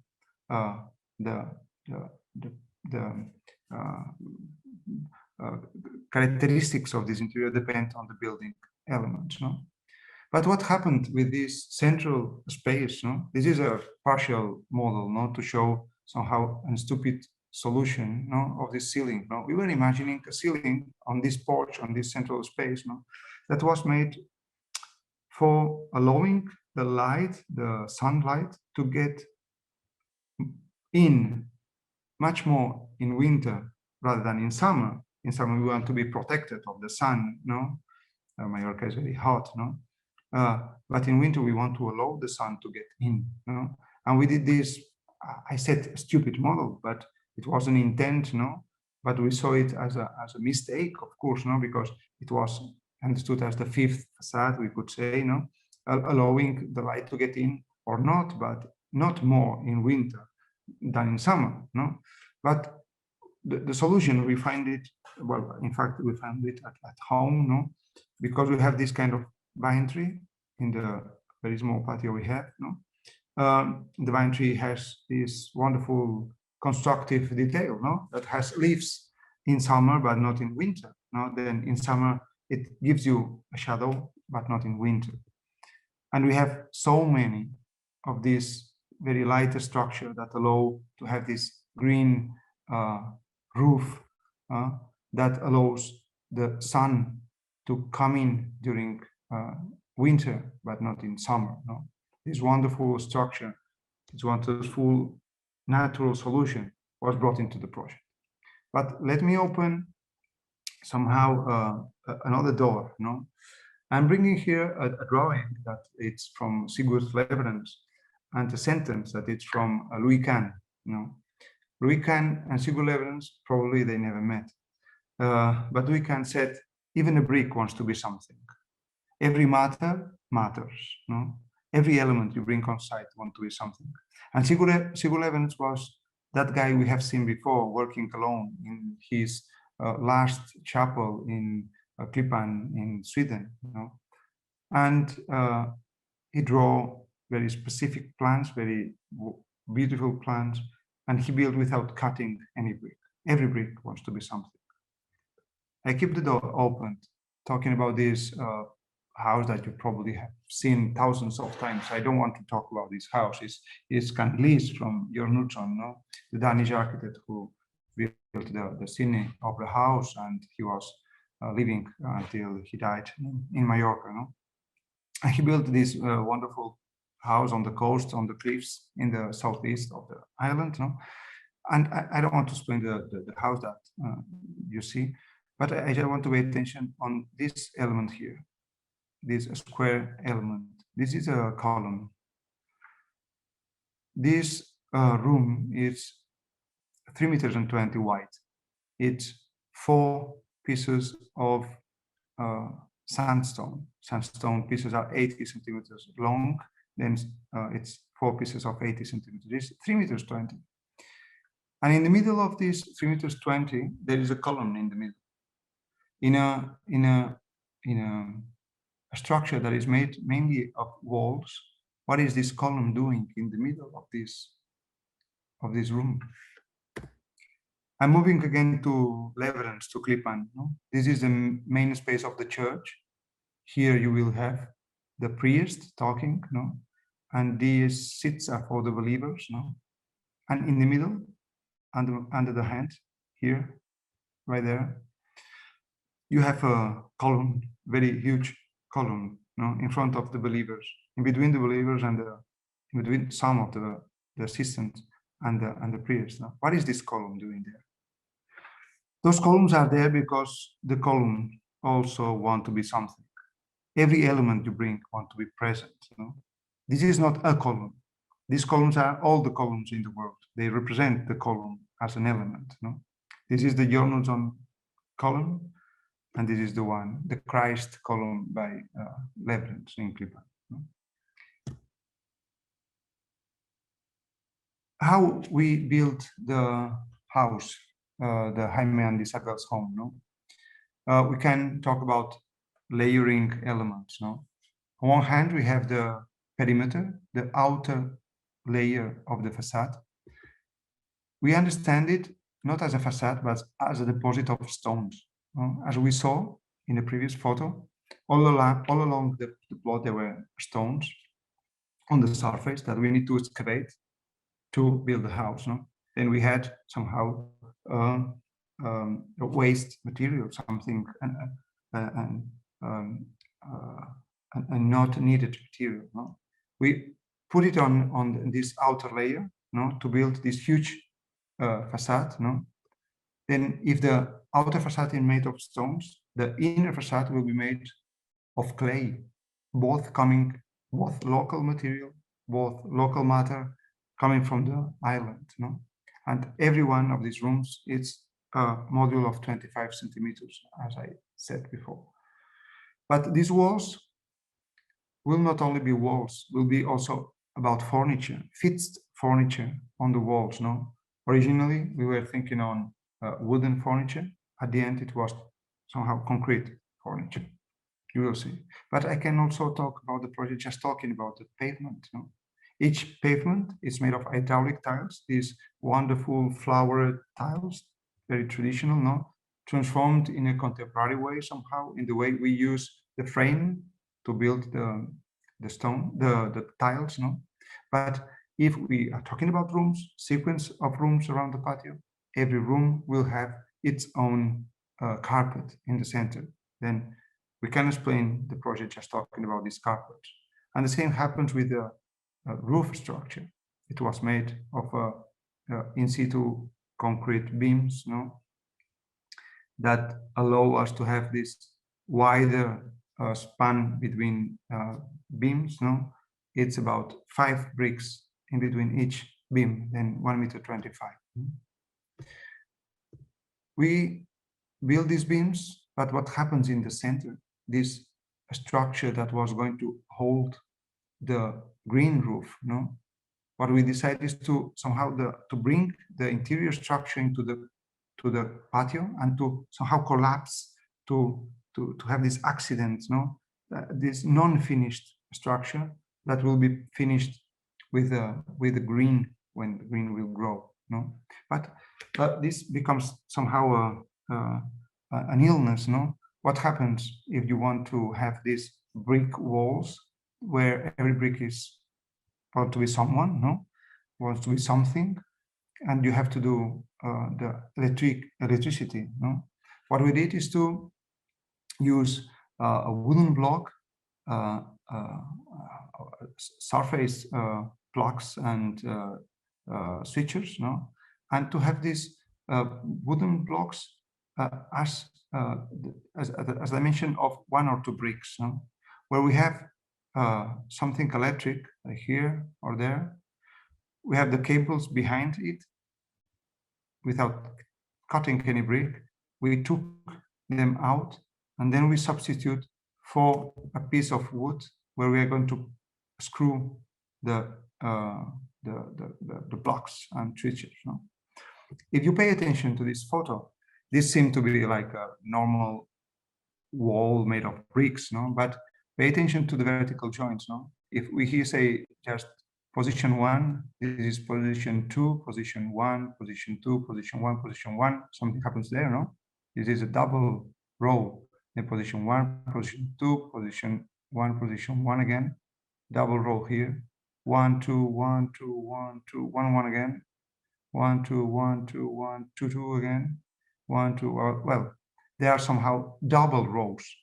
Do you know why? That's because the block was bigger than a brick. The brick is 4 and the block was 5. We couldn't put the block just on 1 brick. We need a double brick, 2 layers of brick. Then where you have the double bricks is because here is the height that you need block. Then at 0.30, 1 meter and 2.20 meters, it's where we have the plugs and switchers. But this you have to multiply per 2 because there are 2 different levels in the house. Okay.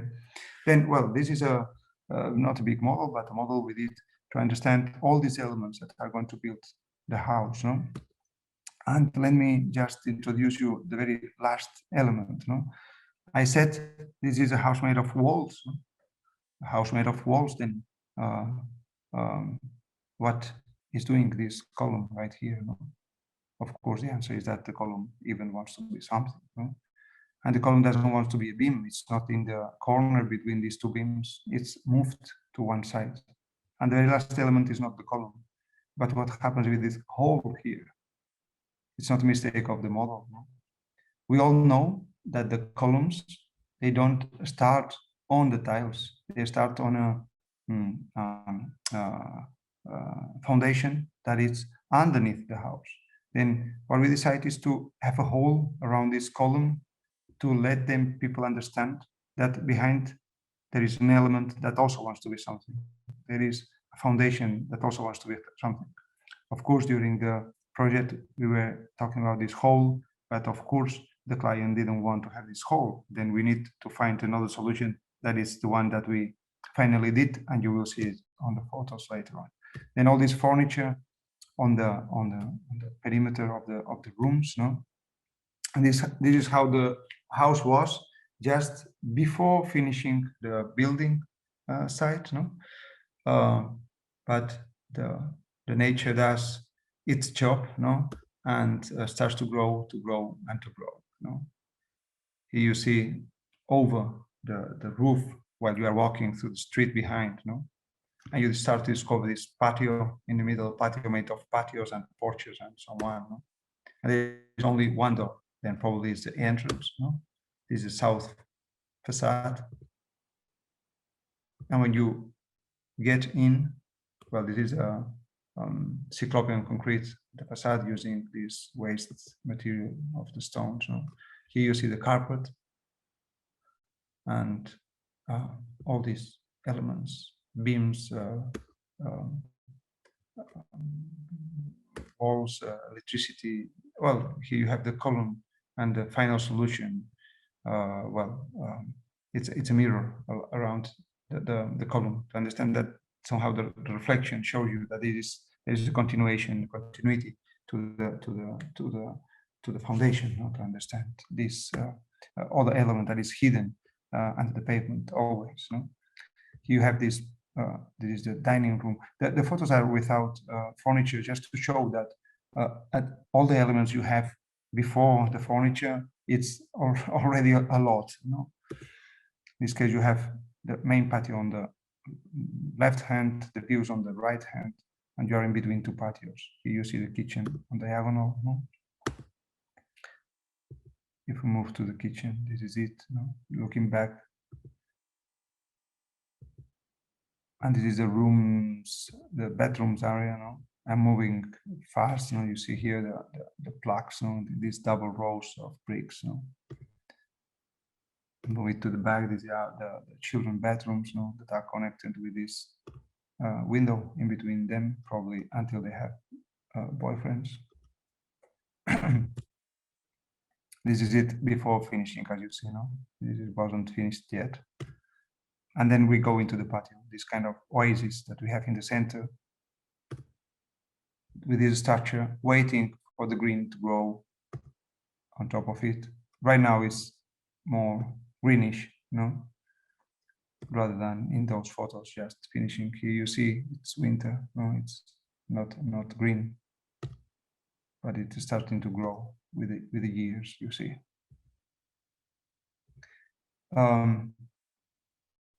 Okay, it seems that I have gone into certain detail, but we would like to go further and further and further. We never know how to stop. And we used to say that the small is beautiful. To get the zoom in, and zoom in, you never know how to stop. And I want to explain you why this aggregate and how we built this aggregate for this wide joint of 1 centimeter. What we did, there was an existing pavement made of clay tiles, but it was super irregular. We decided to remove everything because this is a building, an apartment for a guy who is the main tile manufacturer in Mallorca, and they also wanted to have like floor heating. And we substituted. In fact, it was kind of an old pavement that needed to be substituted, but it was made originally of clay tiles, and it was going to be made on site with hydraulic tiles. Then what we did is to have a very precise carpet, to solve the perimeter, as you see here in the photo, of every room, of every. In that case, we wanted to have this 1 centimeter wide joint, that needs to have somehow a big aggregate. what we need is to smash the existing, some of the existing tiles, no, in order to fill in the joints, no, in order to have a wider, a bigger aggregate that will not allow the small cracks on the joint. No?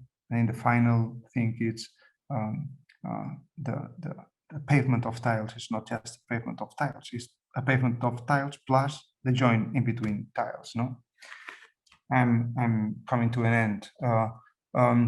Something that has always been done for architecture and for tradition is to reuse matter, no?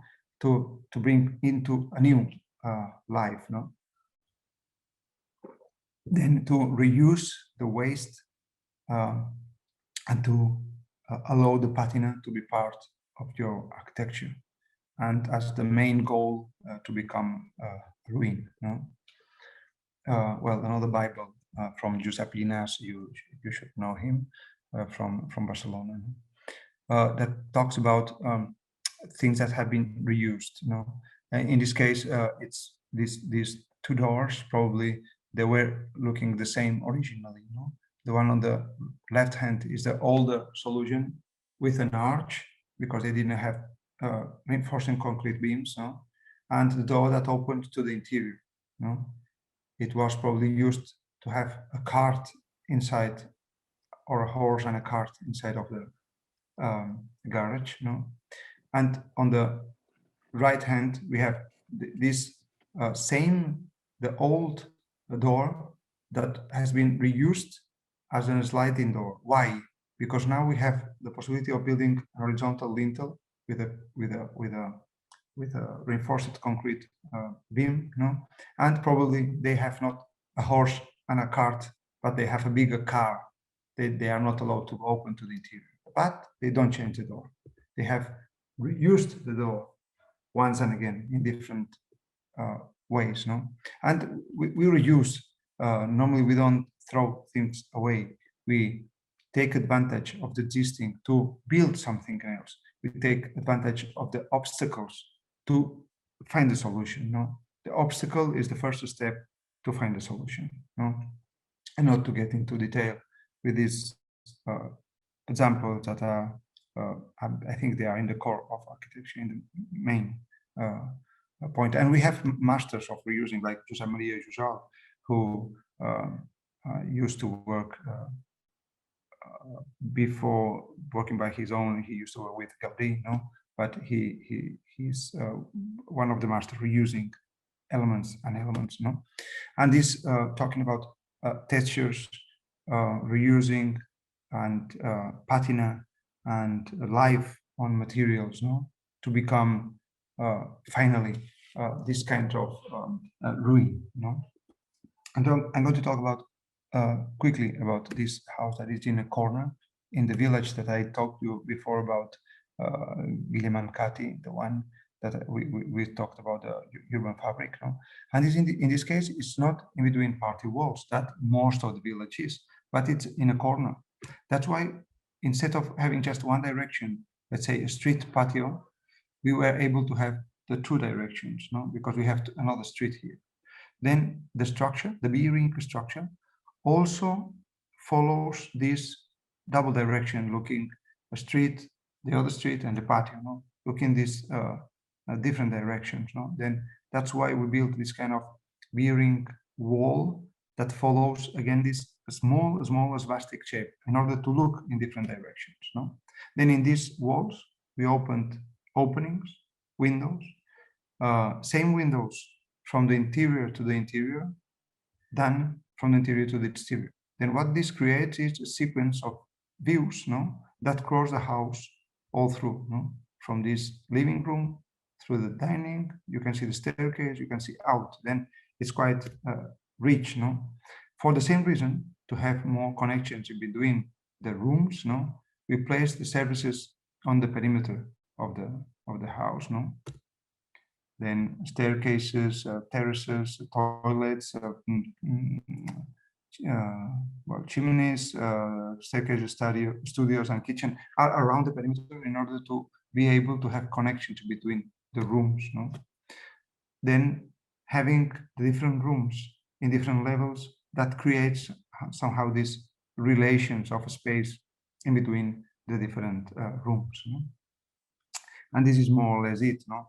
It's this perimeter made of services, no? And the building structure that defines these different rooms. No? But we were talking about reusing. In the plot, originally, that was a kind of a storage building, no? Kind of a small garage, no? Made of sandstone. These 80 per 40 per 20 stones, no? The traditional shape. This was it. This was the wall before, no? Okay. Instead of demolishing and throwing all the material, tons of stones, throwing them away, what we decided is to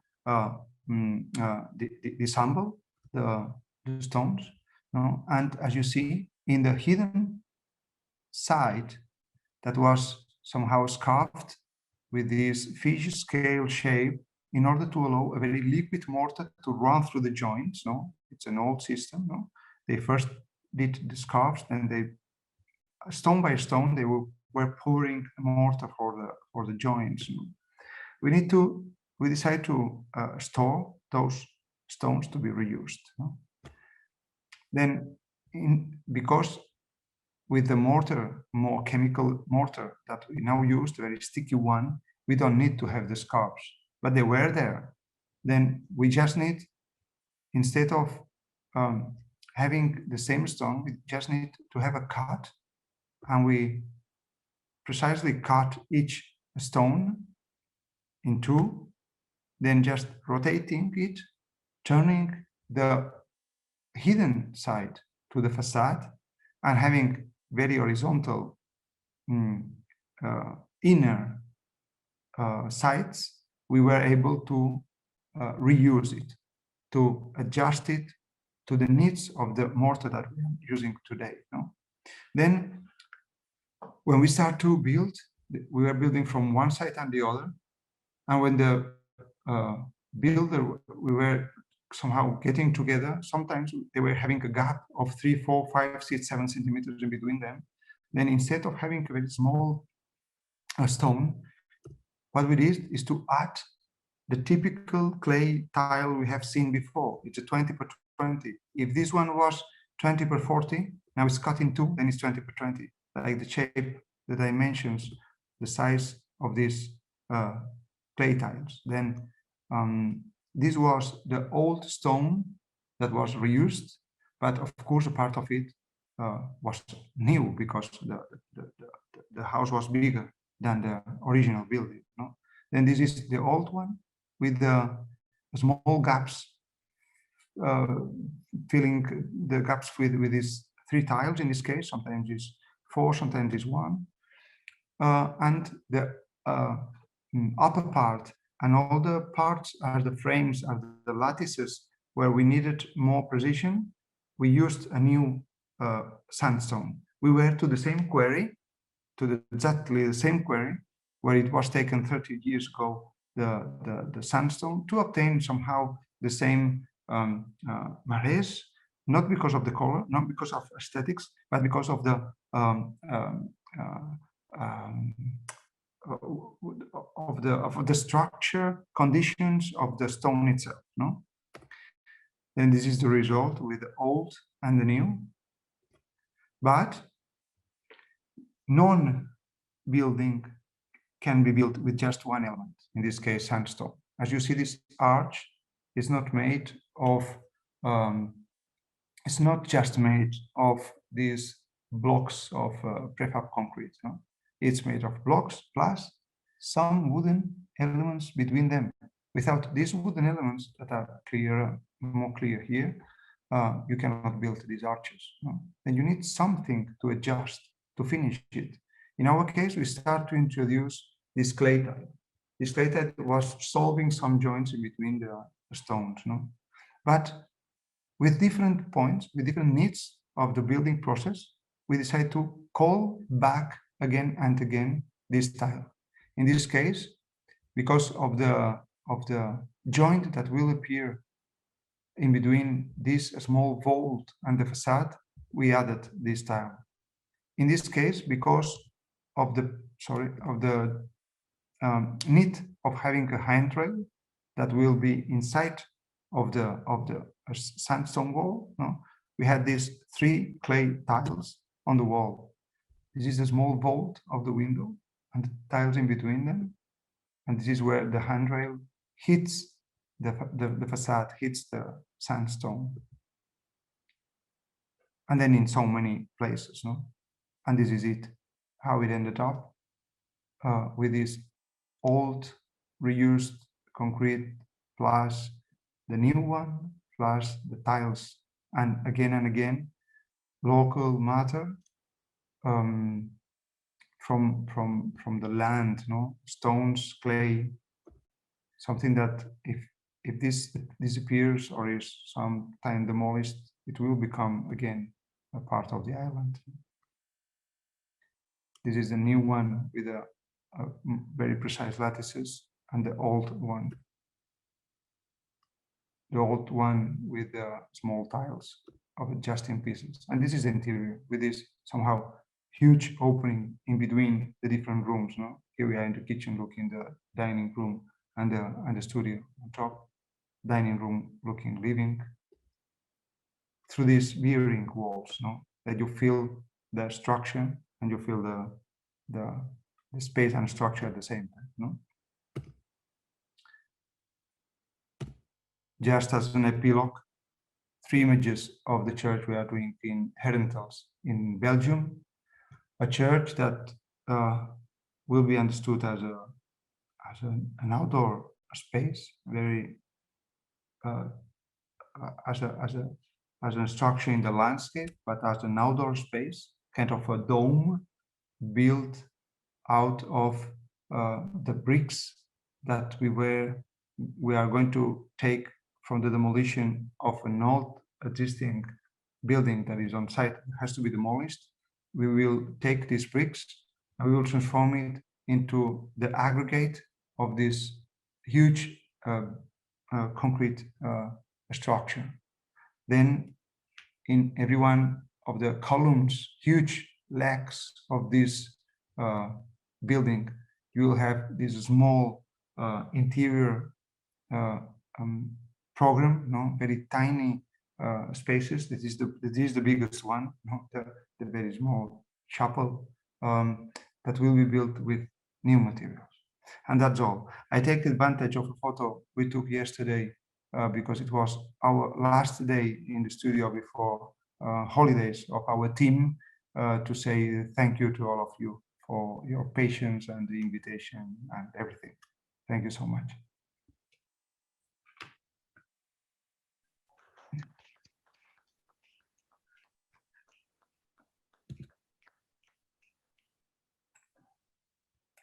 Jaume, that was amazing.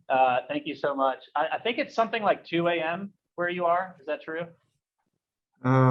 Yes. No. You thanked us for our. I know.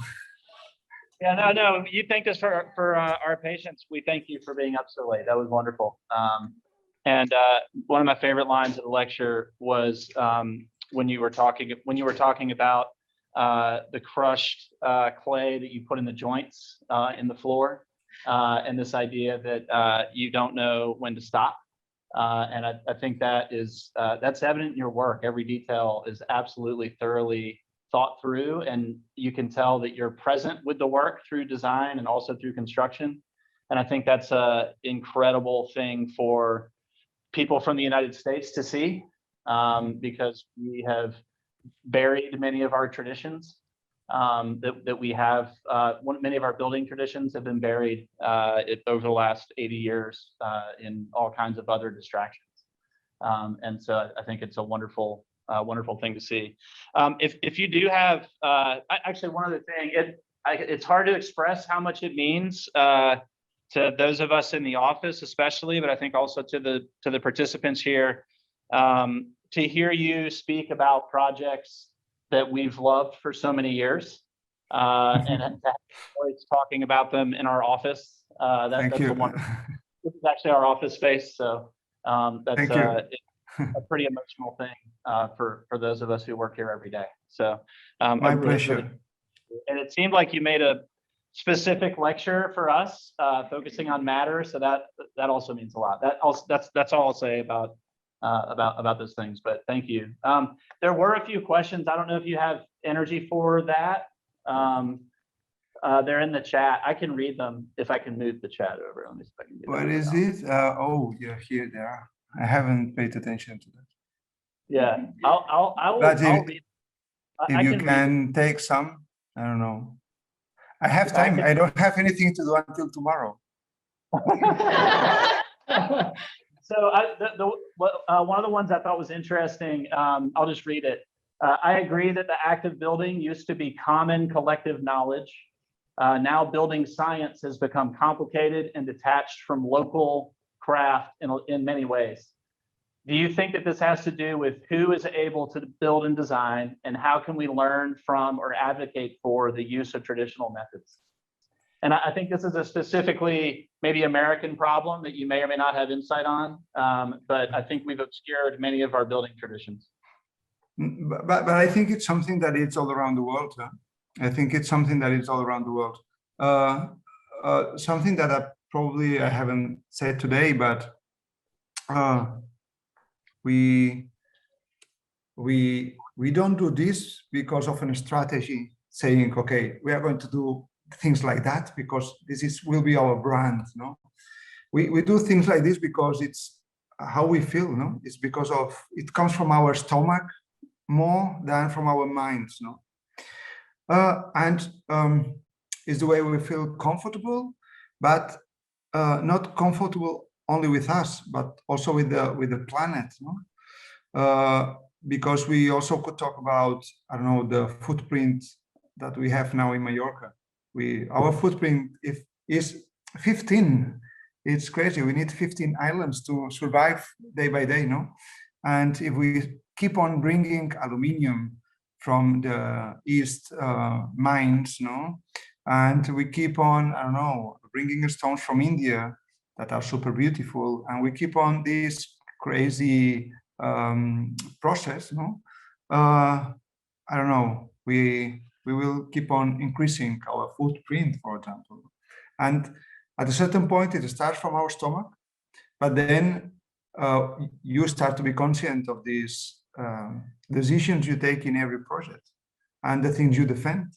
And at a certain point, it's not only stomach, it's something that is science, no? And you can prove it, no? You can calculate it. If you bring, I don't know, this something that can being in the States more and more can look like romantic, no? I can bring the breath of the sea. No, this is not romantic. This is trying to consume less and less energy to heat the building. Then if you bring this breath, I don't need a ventilator and I don't need a fan to work during the day in summer, no? Or I need it less if you need it. Then sometimes it can look as something romantic, look in tradition. Oh, tradition, that patina of time. No, it's because patina means that you have built with materials that can last. It's not to build and consume and then a new building and another one. No, it can last. And if you build something that can last, you are somehow contributing to this, let's say, in the same way that tradition did, you build to contribute to the ecology of this world where we are living. No, then somehow it's not a strategy, no, but then it turns somehow in something that we start to believe as a position, as a way of living and building somehow. No? I cannot remember the question right now, but I think I have answered. I don't know. You did. You did. I think one other regarding precedent and tradition. How do you find the relevant history? Can you speak to the difference between interpreting typologies and simply copying style? Oh, this is very complex, huh? No? Don't you think so? Yes. Well, okay. Again, typologies. It's something that has been perfected through centuries, no? Centuries and centuries, a lot of time, no? Then, for example, we have the patio house, no? And the patio is not just, I talked about the patio as a machine somehow, no? As a place of collecting water, as the chimney effect, as a cross ventilation, all these elements that are there to have better conditions for the people who live there, no? Because we just do places to develop life for people, no? We don't do anything else, no? And if people are not comfortable there, then your solution is not the good, no? Then the patio, for example, as a typology, no, it's something that if you keep it, if you, I think, well, all the houses we do, they are not patios because of different reasons, no? But for example, when you go with this in that direction, or when you build something really compact in Switzerland, no, you are on the way that has been perfected through years, no, and you are part of this tradition, and you are, I think, you are not copying, you are taking it into your world, let's say, no. And about a style, it's something completely different, no. I think something a stylish, it can start from each one of us when you do the things by your own, or like you want to do things, no? The way we see the world, it's different from each one of us. Then if we do things in our land, using resources of our land, and we do it in our way, we will create something that it's, I will say new, but it's not new, it belongs to you. Then perhaps you will start to have your own way of doing things, no? That I think it's something that we have to defend inside of the schools of architecture, inside of the workshops, no? Not giving formulas somehow. However, the third comment, one is tradition, the other and typologies, the other one is style. But the third one is about the copies. I think it was Jim Harmush who used to say, it doesn't matter where you take things from. What it matters is where you take them to. No, I don't mind about what you read or what you copy, but please bring those things somewhere that you are interested in, that the world has a better world or something, but bring them into something different, no? And this is, I think, the most wonderful position or possibility. You mentioned the school in Switzerland. That project to me is very special because it's the one project you presented today that is not located where you're from. And I think it's significant, and I hope everybody in the room has kind of caught on to this, that you and your office were just as thoughtful in that place as you were where you live, and in taking the time to see the place and understand the way that materials work, the way that building forms work, the way the materials that people can work well with there, the way things weather, and you are able to then create a building that, as a person who's not from Switzerland, you are able to offer the city a very Swiss building, right? And I think that that's a really important lesson. Last thing I'll ask you maybe to reflect on, you may not have thoughts about this, but you know, the students, participants have about a week left. Most of them are not from Raleigh. They've been studying downtown Raleigh. Any commentary on or encouragement for them in terms of how they see and what they see over the next week and how they try to interpret that into their work? Well, I think that the main point for someone that is not from that place is probably they have advantages because they look with fresh eyes, something that for someone from Raleigh will be very common. That you have been looking at that, and I have never looked at it. I always pass by this building or this place or this wall or this whatever, no.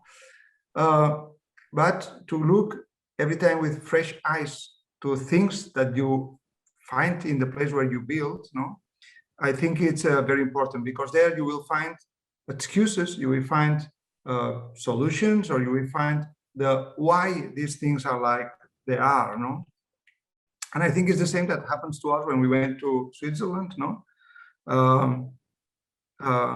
Well, I have to tell you something that it's well, interesting or funny. In Switzerland, when they finish a competition, they all do this report, no. They write down why this is the winner and so on, no. And it was written that it was the most Swiss project in the competition, or the only Swiss project in the competition, or something like this. Very, and then they opened the envelope and they saw that we were from Spain, no. But I think it's the same. I think it's the same thing that happened to Jaume Mayol when he came to Mallorca. It has been said, the house is from 1972.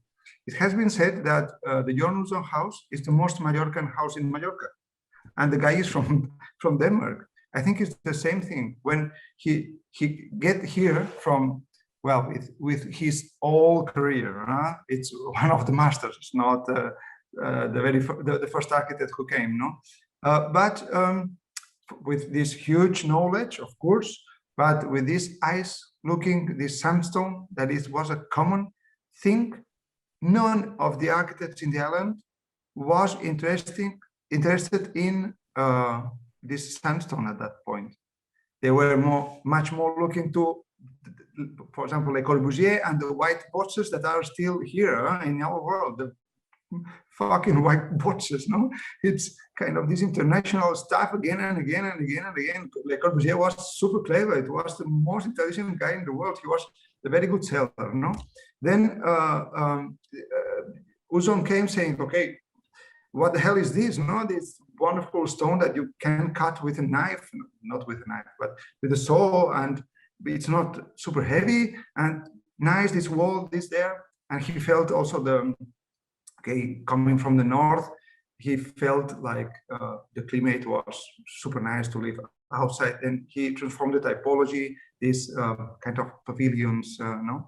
And he did, I think he did it. He did the most Mallorcan house in the island, I think, from the 20th century, no?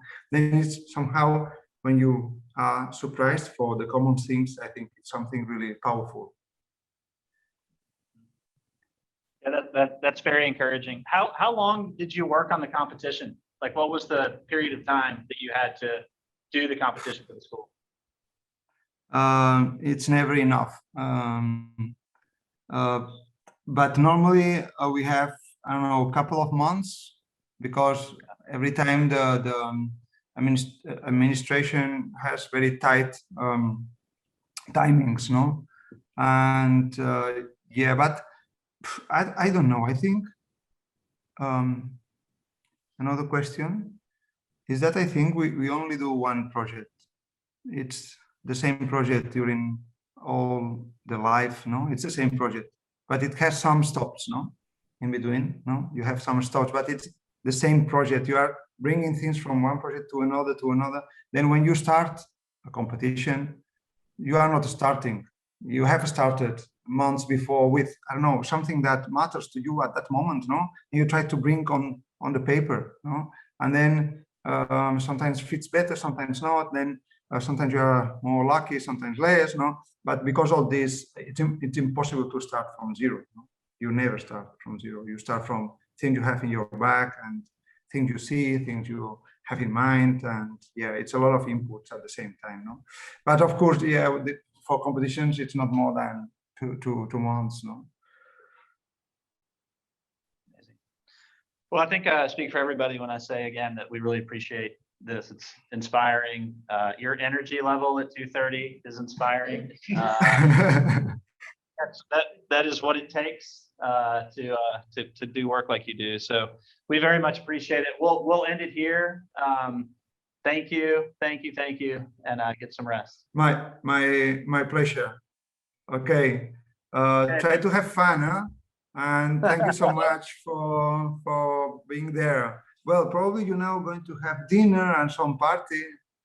Okay. Yeah, Saturday night. That's right. Okay. Take care. Take care. Okay. Thank you. Thank you for your interest. Huh? See you soon. Bye. Bye-bye. Thank you.